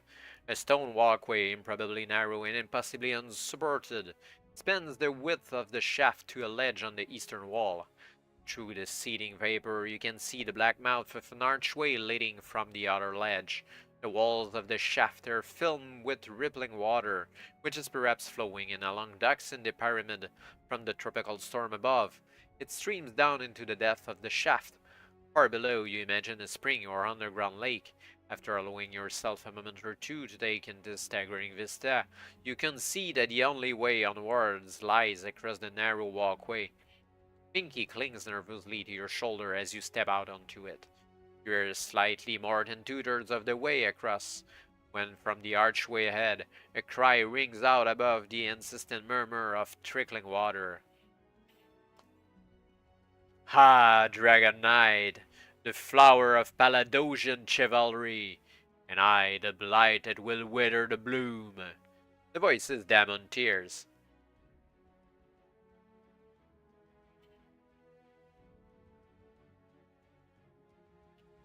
I hope it's the boss fight, really, to end this blundering chaos from the beginning.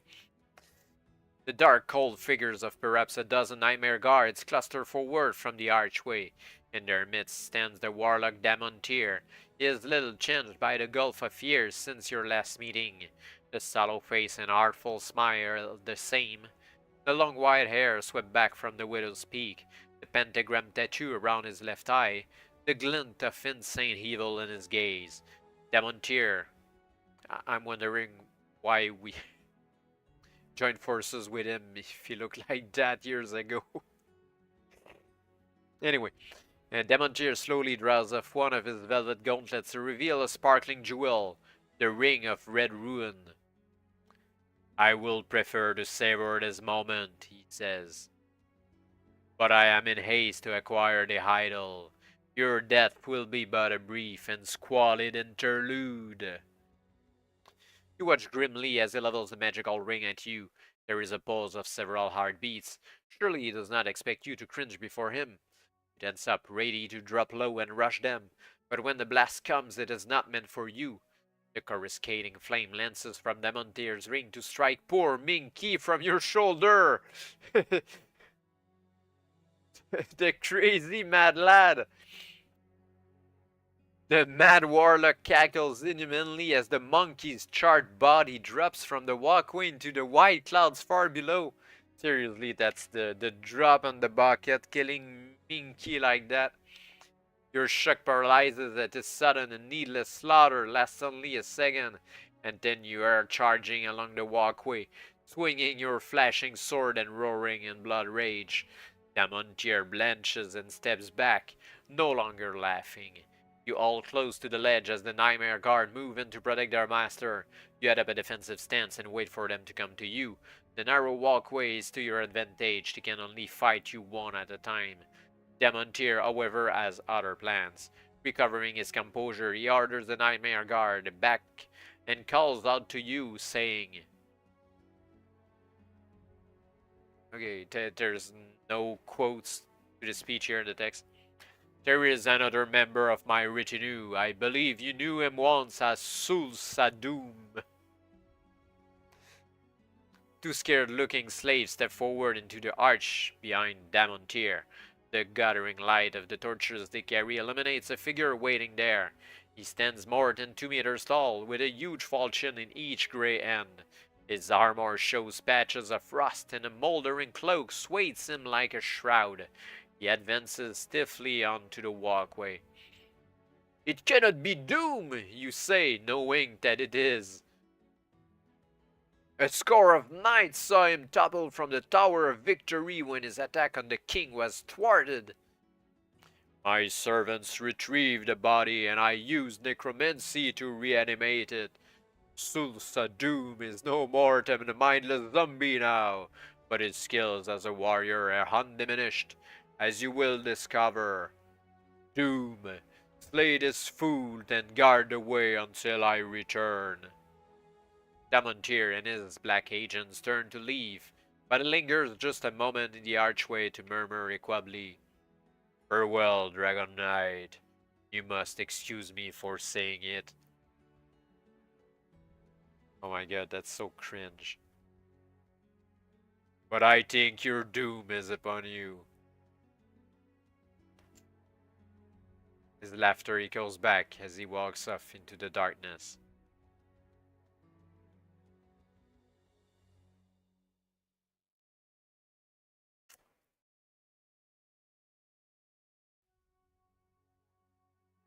It's so bad.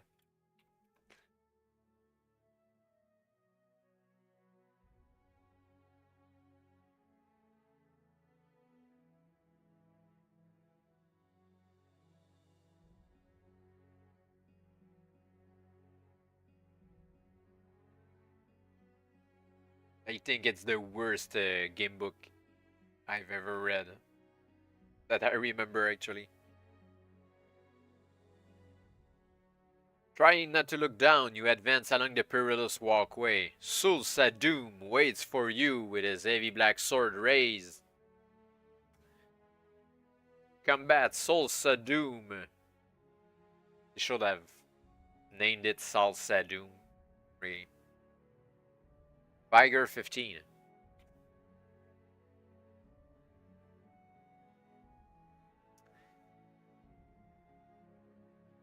We need to roll 7 or more. Damn. Salsa 9. So we need 5 hits. So that's the first of 5. 9. 3 to go. 4. So with a 4 we lose 3 Vigor.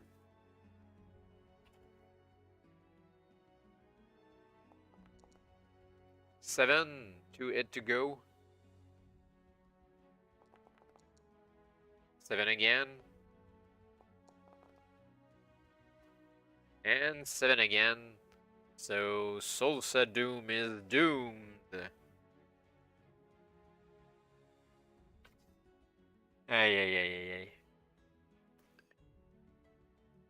We could flee by diving into the shaft, the thing that is said to be really deep.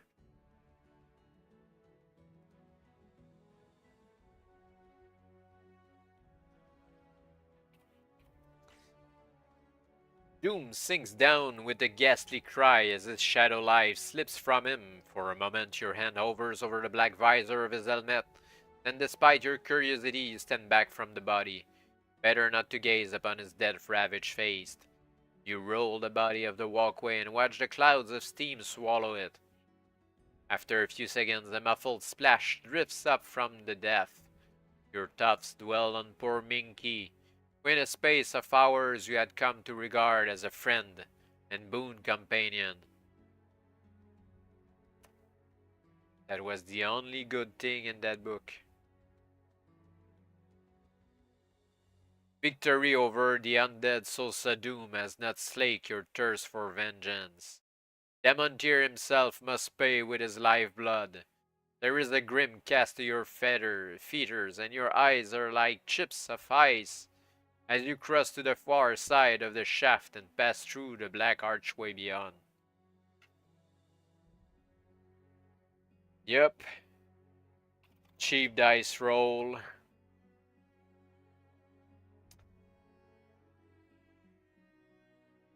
Incoherent text at some point. Nondescript things. Bug missing sections.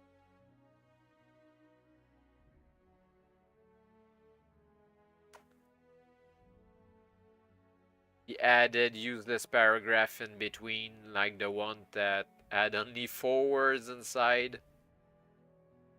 And now they killed Minki. Unforgivable. The archway opens into an enclosed chamber from which steps lead down. Advancing with drawn sword to the top of the steps, you see a very long staircase leading right down into the bowels of the rock. Each step is inlaid with semi-precious stones. A tracery of gold lines adorn the walls. But Damontir ignored his treasures just as you do. You both know that the greatest prize, the idol of Katak, awaits you far below. You begin a steep descent. Every 10 meters or so you come to a landing.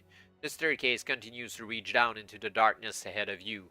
You are about halfway between the second and third landings when you tread upon a step which gives slightly under your weight.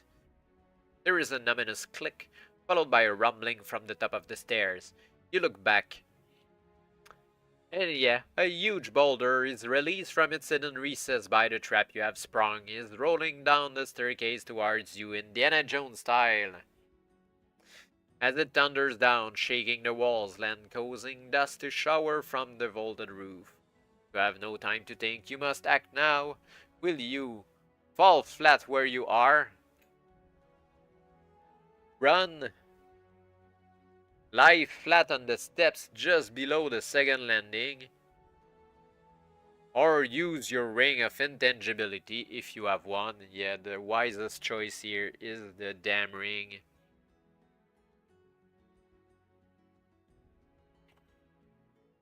The effect of the magic ring is to make you no more substantial than a ghost. It gives you an uncanny feeling to see the boulder roll right through you. As it thunders off into the gloom below, you become solid once again, and the ring corrodes away and falls from your finger. Ah, damn, it's a one-use ring! Seriously. I know it's powerful, but And the ring corrodes away and falls from your finger. Its power now used up.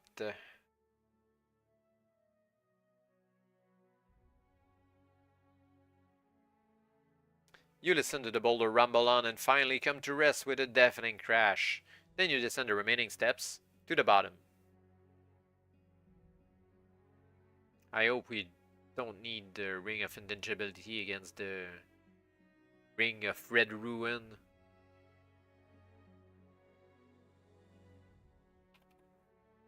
The moldering threads of the tapestry rot and nope, that's not the correct one. Yeah, 211, not 221.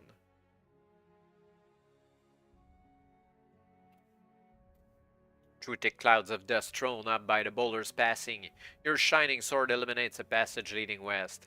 There is another corridor to the south, but that is now blocked by the boulder. If you have a if you have a ring of intangibility and wish to use it, You could go south, otherwise you must head west.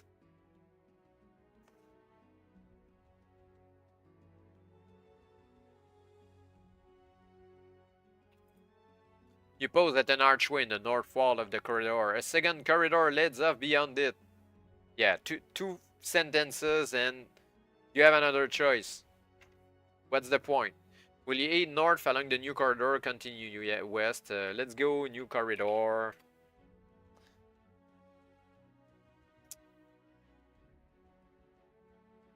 The corridor ends in a door with an iron ring in the shape of two entwined serpents for handle. You turn this, but at first the door will not open. However, as you put your weight against it, the door suddenly gives way. You stumble through, your feet slip from under you, and you carry down a smooth slope. You come to rest, shaken but unhurt, in a shallow pit filled with bare white bones. Are there any snakes there? I mean, follow Indiana Jones tropes. One other door leads from the room opposite the one you entered by. As you pick your way across the floor of the pit towards the snapping bones underfoot, something bulky and metallic reflects the glare of your sword. With slow, stalking movements of almost hypnotic menace, a giant scorpion emerges from the pile of bones ahead of you. You cannot tell whether it is a living creature or a magically animated automaton, for the armored segments of its body seem to be fashioned of solid gold. You start to edge around it, but you have underestimated its speed. Its opening attack comes with unbelievable swiftness. Before you can draw back, you find one of its gleaming pincers closed around your leg, and you are swinging your sword in a desperate struggle as it draws you inexorably closer to its glistening metal jaws. A gold scorpion, Vigor 12.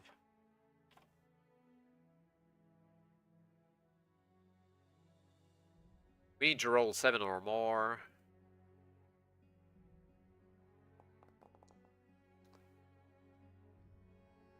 For it required, there's 3 to go with that roll of 10. 11. 10 again. 5. With 5 we lose 3 Vigor points.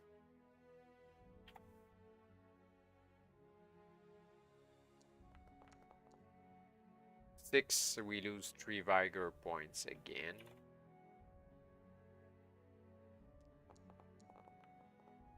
Seven, Scorpion is done. It holds you fast and you cannot flee. Make a note during this fight of the number of times you are stung, which means twice.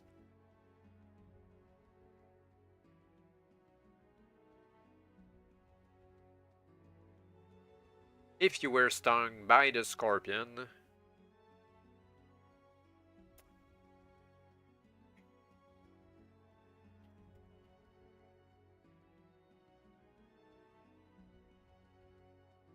you can feel the awful venom coursing through your body. You crouch down amid the splintered bones.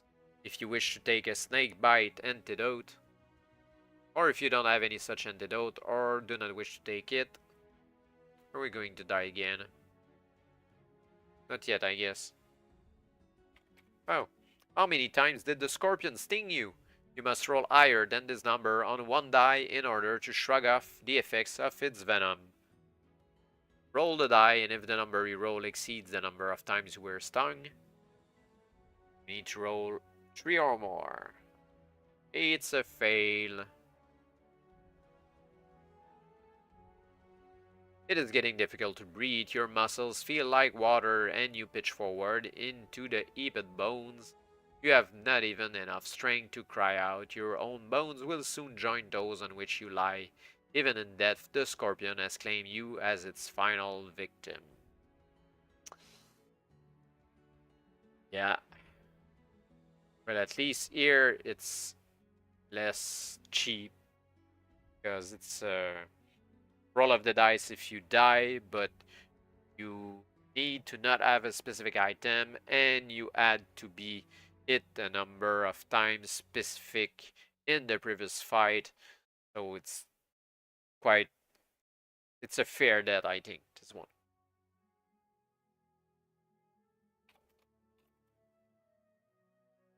But let's go as if we didn't have been bitten enough for the dice roll.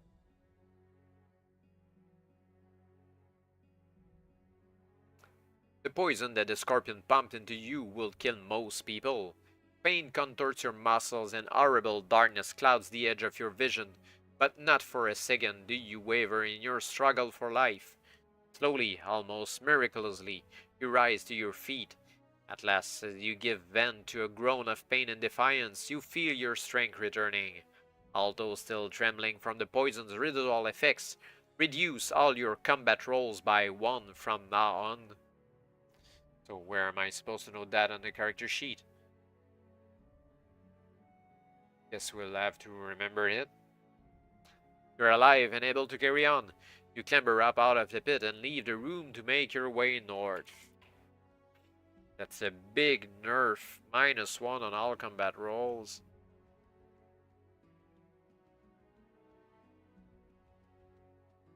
A winding passage takes you steadily west and eventually emerges into a small vestibule. From here, a narrow passage heads north and steps lead down from the west wall. You decide to go down the steps.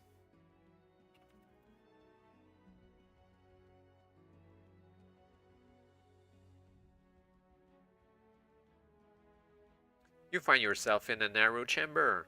There is another flight of steps leading up. But you are more interested in a wide spiral staircase in the middle of the room. You look down but can see only darkness below. Sure that this is the correct route to your goal, you begin to descend the spiral staircase. You notice tendrils of smoke curling around your ankles. A thick filmy haze hangs in the air, and as you go on it seems that you are walking down through curtains of black lace. The darkness closes in around you. Coughing, you stumble although you can barely see the steps through the dense smoke. Faint moans and cries of terror and anguish drift half-heard to your ears, as though from an unimaginable distance. Within the veils of smoke you catch brief glimpses of shapes and faces which chill your blood. If you have a conch shell trumpet, we don't.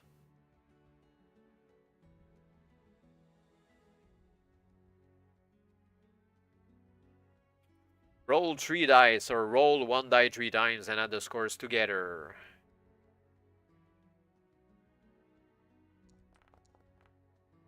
$11. If the total is less, no chance. It sure exceeds it. Are we dead again?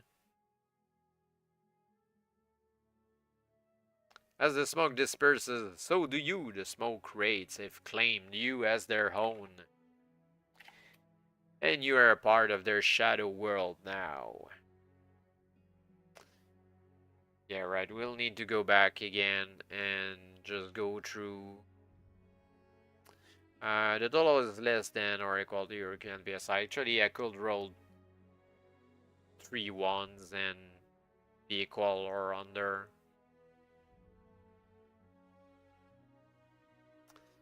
Maybe we should take the blue potion.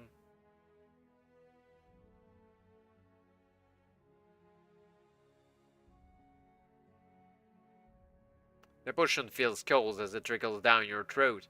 Within moments, a surge of energy courses through your whole body. If you are wounded, the potion restores 20 points of vigor. However, it will not increase your vigor above its normal score. In excess points are simply wasted. You throw the empty bottle aside, return to the last entry you were reading. So let's do something different. We'll go back to 7 PSI.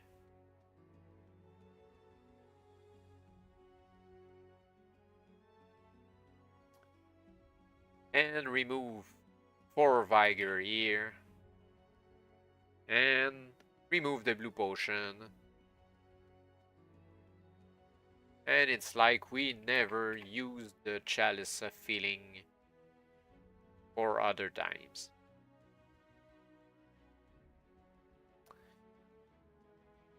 Let's say it's for all the bugs that we had before.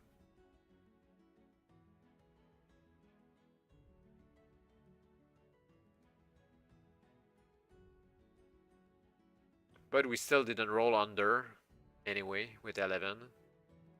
But it's more plausible to roll equal or under 7 than 3 with 3 dice.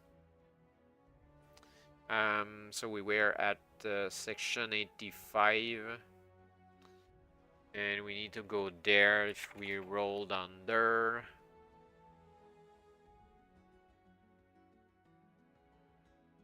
Great flight figures that seem to have arisen from an awful nightmare drift and recede in the thick smoke.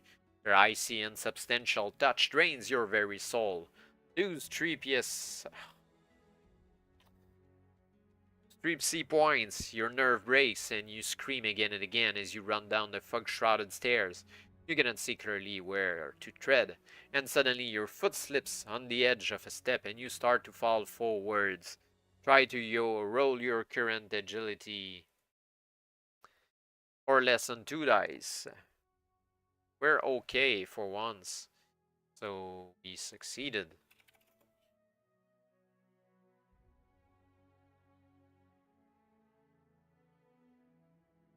You manage to grab the new wheel and stop yourself from falling. As you blunder on downwards, the dire specters loom once more out of the darkness. Their faces are twisted in mad laughter now as they try to rip the soul from your body. If you score less than or equal to your current PSI on the total... Again?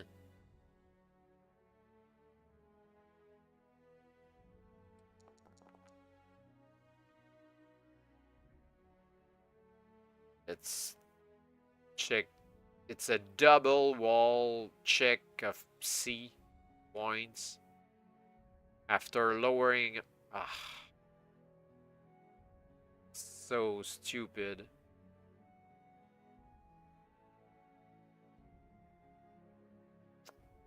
Okay, let's go through as if we rolled equal or under 4 with 3 dice. Lose 3 more points of C. That's ridiculous. If your current C had dropped to 0 or less, nope. Otherwise, you stagger on and suddenly emerge from the smoke into clean air. You look back to see the smoke cloud riding on the steps behind you like a living thing. As your panic dies, the full harrowing horror of your experience settles on you. You find yourself trembling uncontrollably as you continue downwards.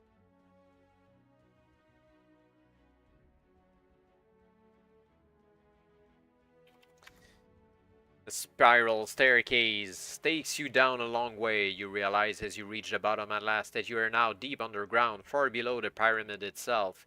You think back upon the last few hours you have escaped bizarre perils, conquered monsters more grotesque than any you have faced before, and in Minki you have won and lost a valued companion. Damontir's wrongs must not continue unpunished. Strangely, there is no dust here to show you his footprints. You have no evidence that he survived to get this far, but somehow you know he is ahead of you. His spells and devious cunning will have brought him safely to the temple, but they will not save him from you. Directly ahead, in the north wall of the chamber in which you stand, a marble portico encloses an archway from which light streams. You cross the floor and pass through into the room beyond.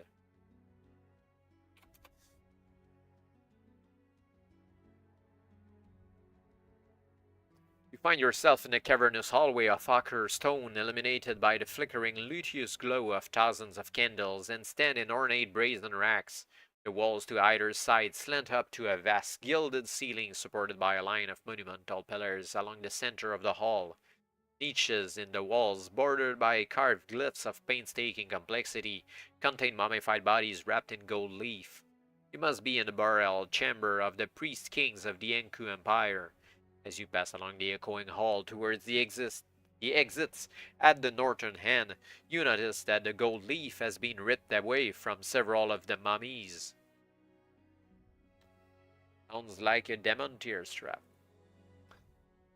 But we shall investigate instead of going straight forward.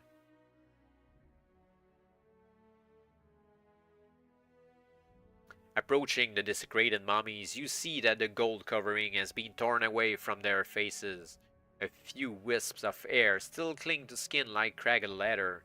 Their eyes are narrow slits, but the black jaws of each gape in a sepulchral rictus. You stop before one of the mummies and gaze into its ancient face, experiencing a thrill of blended fear and fascination.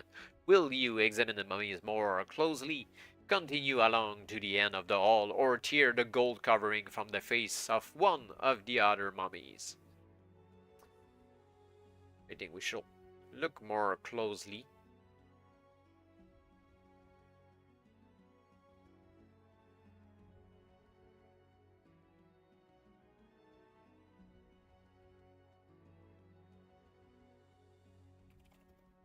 Despite some misgivings, you peel more of the good leaf from the nearest mummy in order.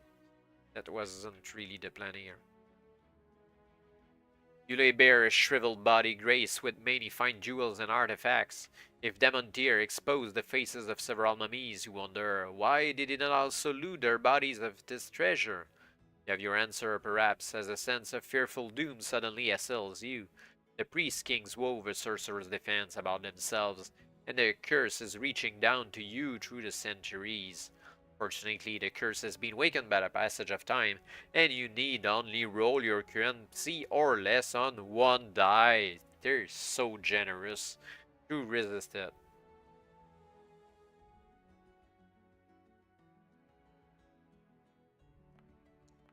And nope. So we succeeded. Ha ha ha. Let's see what it does when we fail, but it's probably dead. Nope. Okay, let's see what it does. The curse takes its immemorial effect on you, as dictated by incantations and rituals performed 2,000 years ago. You're not sure exactly what has happened to you, only that an oppressive feeling of ill fortune now afflicts you. You proceed to the far end of the hall in a brooding and demoralized mood. That's okay. We lost Minki. We have many reasons to be pissed off and feeling broody and moody. 3 passages laid off from the end of the candlelit hall. From here, will you go east, north, or west? Let's go east.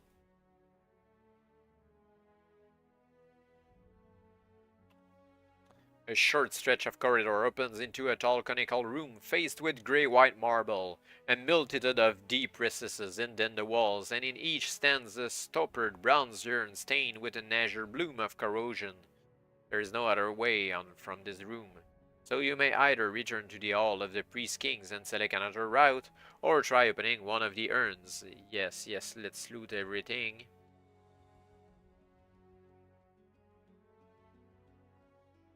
A rough stale odor rises from the urn as you open it. It is filled almost to the brim with black cinders. Your first guess that they may be the burnt remains of sacrificial victims is quickly revised. The cinders are too dark and too heavy for that, more like volcanic ash. It is a vivid testimony of the unreasoning fanaticism of the Katak priesthood that they will collect and store such deposits in this quantity.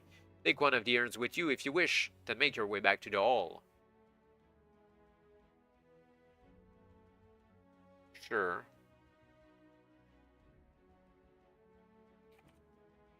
Urn of volcanic ash.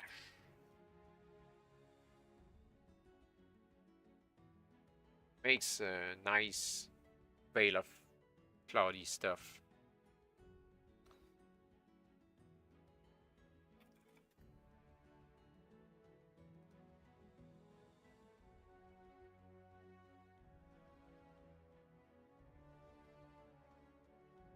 Three passages lead up from the end, yeah. East, north, west, and we're going around if we go east.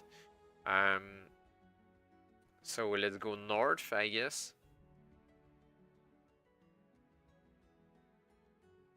You make your way along a wide, low-ceilinged corridor past basalt stonework inlaid with abstract patterns in red and grey marble. As your sword light dispels the darkness, you see that the corridor veers sharply left from some distance ahead of you. Suddenly, with a loud scraping sound, a stone slab begins to descend from the roof of the corridor in front of you. A quick backward glance tells you there is no retreat. Another slab is sliding down to block the corridor behind you. Within moments, the section of corridor in which you stand will be completely sealed off. If you wish to run forward and try to get under the slab before it reaches the floor, or you would rather stand where you are and see what happens. Yeah, I'm not sure it's a good idea to just see what happens, but we might be crushed under the door. Sounds like an Indiana Jones agility thingy. It takes you barely a second to reach the slab, though that interval seems an eternity. As you watch the gap inexorably closing, there is now just half a meter between the door and the descending slab. You dive, rolling on the ancient flagstones. Throw 2 dice. 3. If the total exceeds your current agility, nope. If the total is equal to or less than your agility, yep.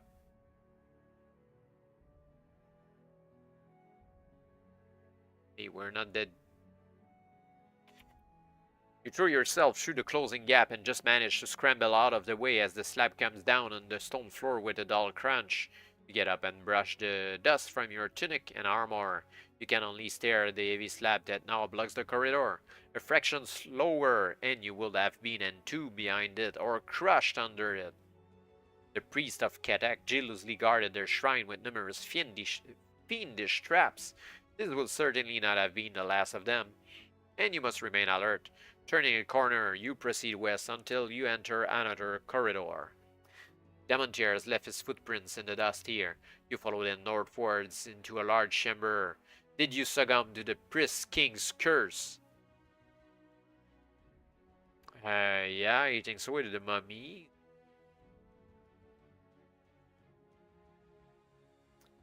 The curse at last takes its delayed toll. You stagger as a dozen old wounds and battle scars reopen, and bright blood drips down on the floor around your feet. Roll 2 dice and add 3 to the total. This is how many vigor. Two dice, yeah. This is how many vigor points you lose before you can staunch the bleeding. It means 5 plus 3, 8. If you're still alive, strangely, we still are.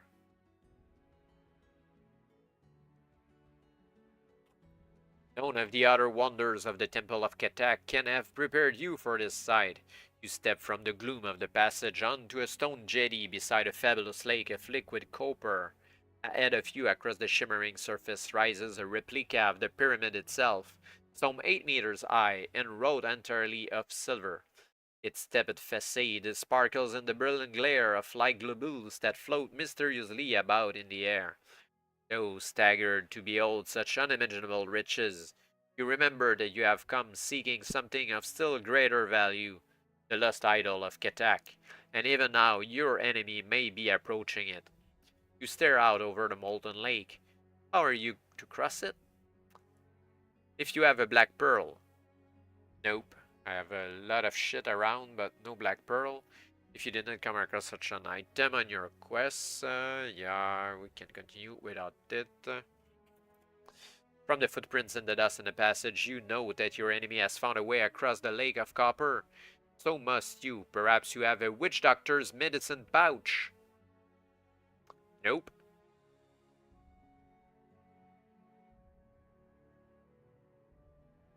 You look through the contents of your backpack but cannot think of any item that might help. Once more you turn your gaze to the silver pyramid. Somewhere within or below it, you feel sure, lies the golden idol you have crossed half a world to find. In your imagination, you see Damontir standing before it, his eyes lit with crazed greed as his fingers caress the sculpted metal. You groan in despair and the anguish of defeat and slump to the jetty.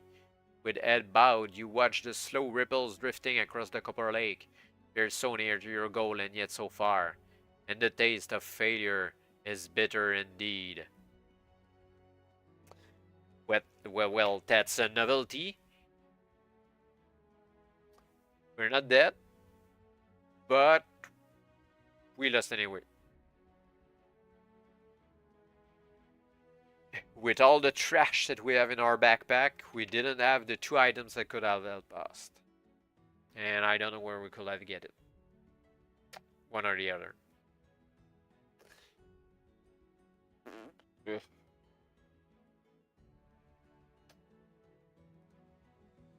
I guess we'll do as if we had the witch doctor's medicine pouch on us.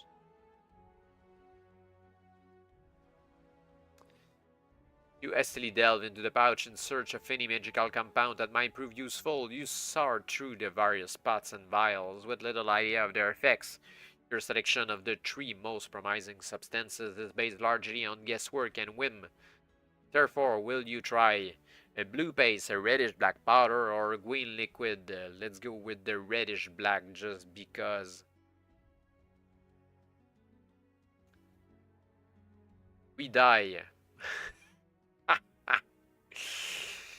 Okay, let's try a different color then.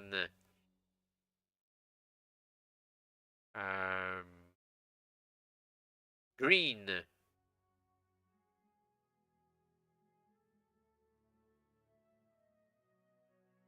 Sounds like we're going to be alive with the green. You raise the small clay vial to your lips and pause. The green liquid could be anything. A magical potion as you hope, or a deadly poison which could kill you in an instant. Yep. But in spite of the risk, you hesitate for no more than a second. You must stop Damontir, whatever the cost to yourself, and if the witch doctor's sorcery cannot get you across the lake, then nothing will. You gulp the liquid down, then scream as a terrible pain twists your limbs. Sweat pours from you. You stare at your quaking hands through a red glare of agony. You hear yourself screaming again and again, but your mind feels strangely clear and almost distant from the pain as you watch your hands forming into claws. Abruptly, your torment ceases. You look around at a scene which seems subtly altered, but it is you who have changed. To your astonishment, you find that you are now a green and gold quetzal bird. You spread your wings and launch yourself out of the jetty. The experience of flight is a thrill you can barely believe, and you skim across the lake to the silver pyramid. The moment you land on the bottom step, the transformation reverses itself, this time painlessly, and moments later you are yourself again.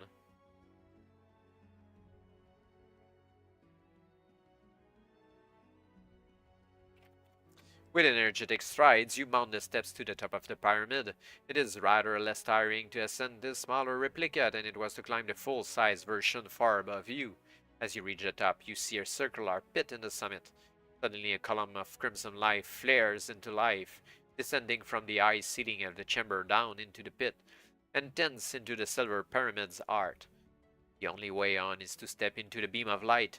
You sheath your sword, take a deep breath, and step off into space.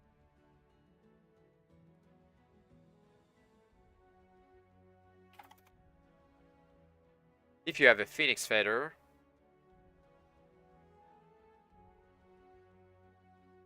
don't. Nope. If not, you fall down a shaft which runs right down through the silver pyramid and opens into a cavern below. It is difficult to see clearly within the dazzling column of light, and although you are braced for your impact with the floor, you still land awkwardly. Reduce your current agility by 2 points.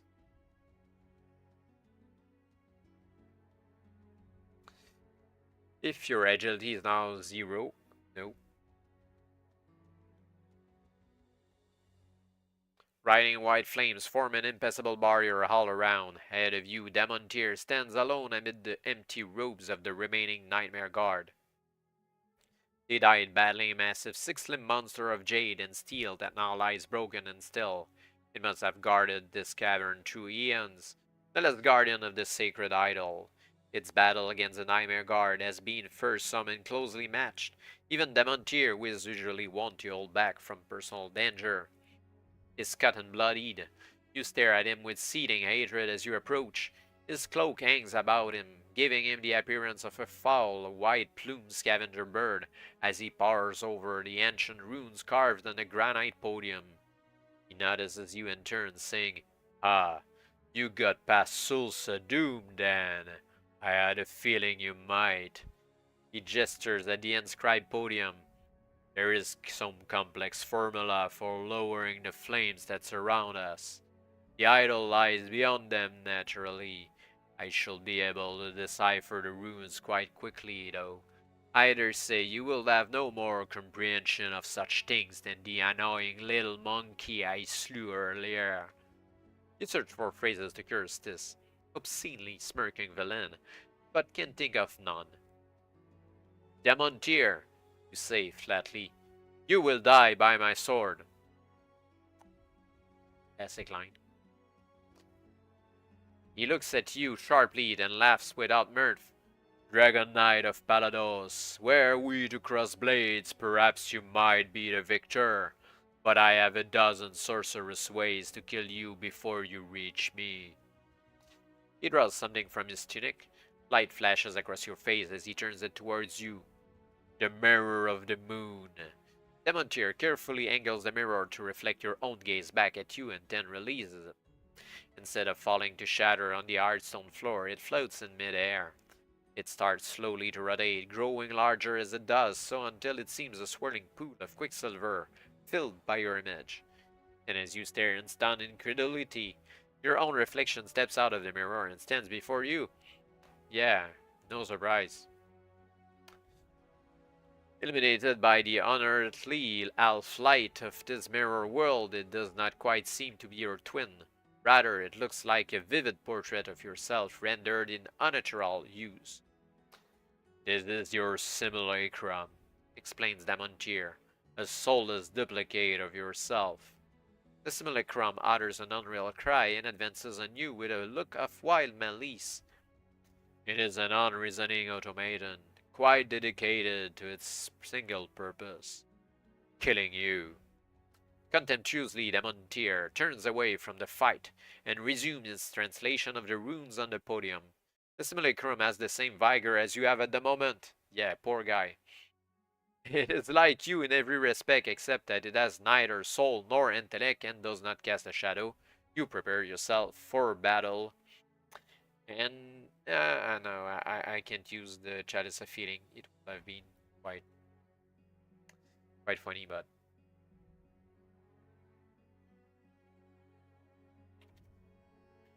your simulacrum sword clashes on yours with a shower of brilliant sparks.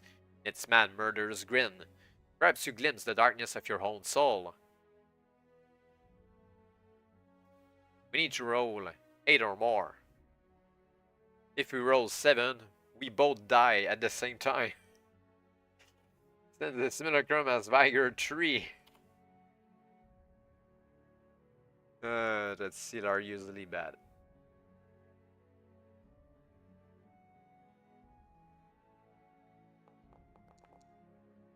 And the simulacrum is dead.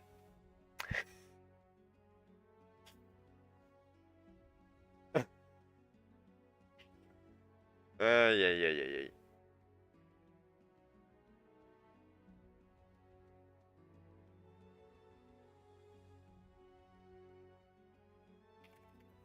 You deal the dead blow and the simulacrum sinks back into the trembling quicksilver surface.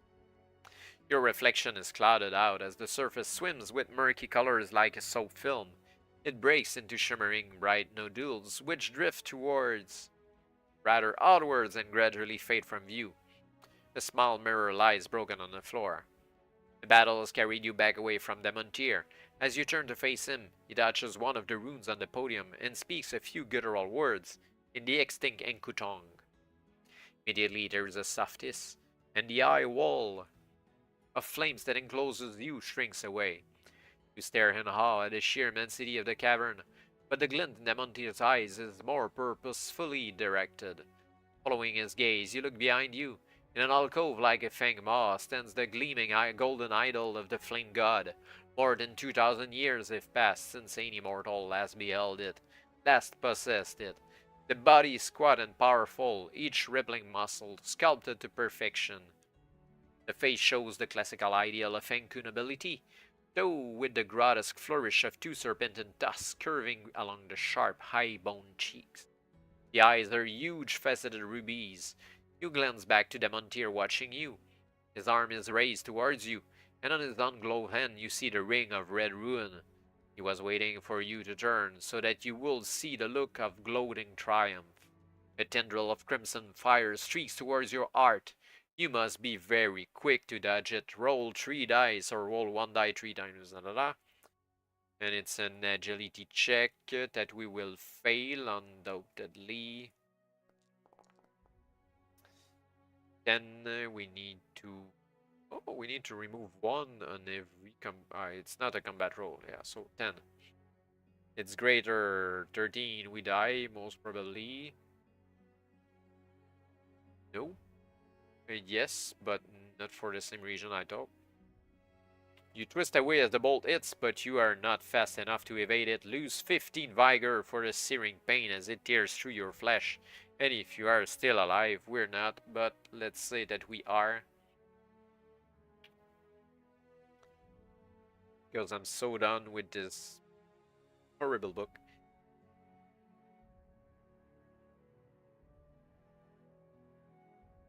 You circle warily as Damontir stalks closer, taunting you all the while by waving his deadly ring as though it were the merest bauble.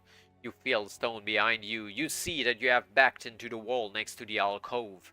The eternally fierce visage of the idol looks out sightlessly across the cavern. Damontir's ring glows angrily. There is nowhere left to run, he says. Goodbye. The ruby beam shoots from the ring and fizzles out in midair. Inches from your face. Damontir could not be any more astonished than you are. A host of feelings show on his thin face. Surprise, disbelief, thwarted rage, fear. Damontir gapes at the idol and then at your broadsword, which you notice shines less brightly now. You have the answer as he does. The idol must in some way suppress magic within a limited radius. But you cannot stay within the safety of this zone. You must rush the insane warlock while he is still bewildered. With sword raised high, you leap towards him. He stares at you in stark terror and raises a shaking hand. He has time for 1 shot before you close. To dodge this, you must roll equal or less to than your current agility on 3 dice. Will certainly fail that one as well.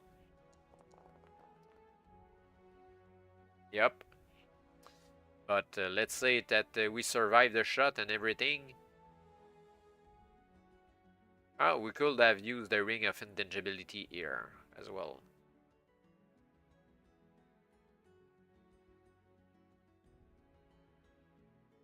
Unable to use the Ring of Red Ruin at close quarters, Damontir draws his own sword, a long, wickedly sharp silver of dark crystal set in a tarnished silver hilt. Damontir the Mad Vigor 9, and we need to roll 6 or more. 12. 9. And 8. Well, Damontir is dead.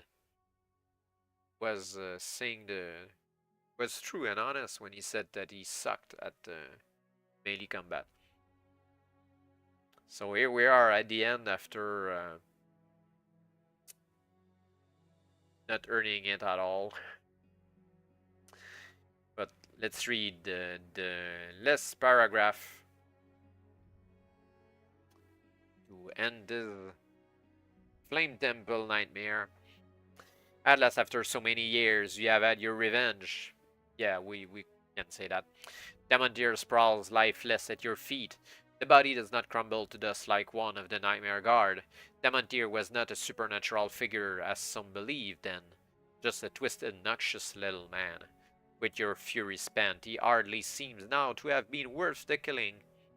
You walk slowly over and stand before the idol. It is considerably larger than you had imagined, and since it must weigh close to 2 tons, you are at a loss to know how to move it. Perhaps after all it is better to leave it here. Katak is a forgotten god, whom history has passed by. To defile his memory by plundering a temple of its idol will be a churlish act, unworthy of a knight of Palados. You look into Katak's jeweled eyes and speak these sentiments aloud. Suddenly you lose your balance and tumble into a whirlpool of color and light. The idol and the cavern have vanished. But as you drift through a vortex of images, you see the distant outline of your ship. As you watch, it leaps into focus. You seem to be plunging towards it. There is a sudden brief burst of light, and you find yourself standing on the creaking deck.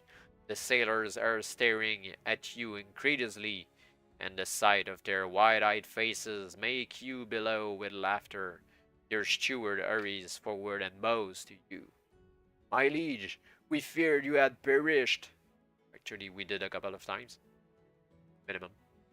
He looks up as if to treasure himself, to reassure himself that you are truly there. And now a great wonder has occurred for all to behold. A shaft of brilliant light descended from the top of yonder crystal spire, and when it faded you were standing here among us, and these items appeared also. Look where he's pointing. Behind you on the deck are a dozen large silver coffers. They are filled to overflowing with gems, medallions, and artifacts of gold and other precious metals. Still chuckling, you address your anxious steward, saying, Strange magic transported me here from the very bowels of the earth. The treasure is the gift of a god no longer worshipped. Perplexed, the old steward hobbles away. Fetch wine and prepare your meal. You lean on the rail. The planking smells damp after the recent storm. The sun is close to setting, painting the sky with streaks of red, and turning the Danish river to molten gold. You look around, see a faint rainbow in the eastern sky. Prepare to set sail, you tell the man. We're going home.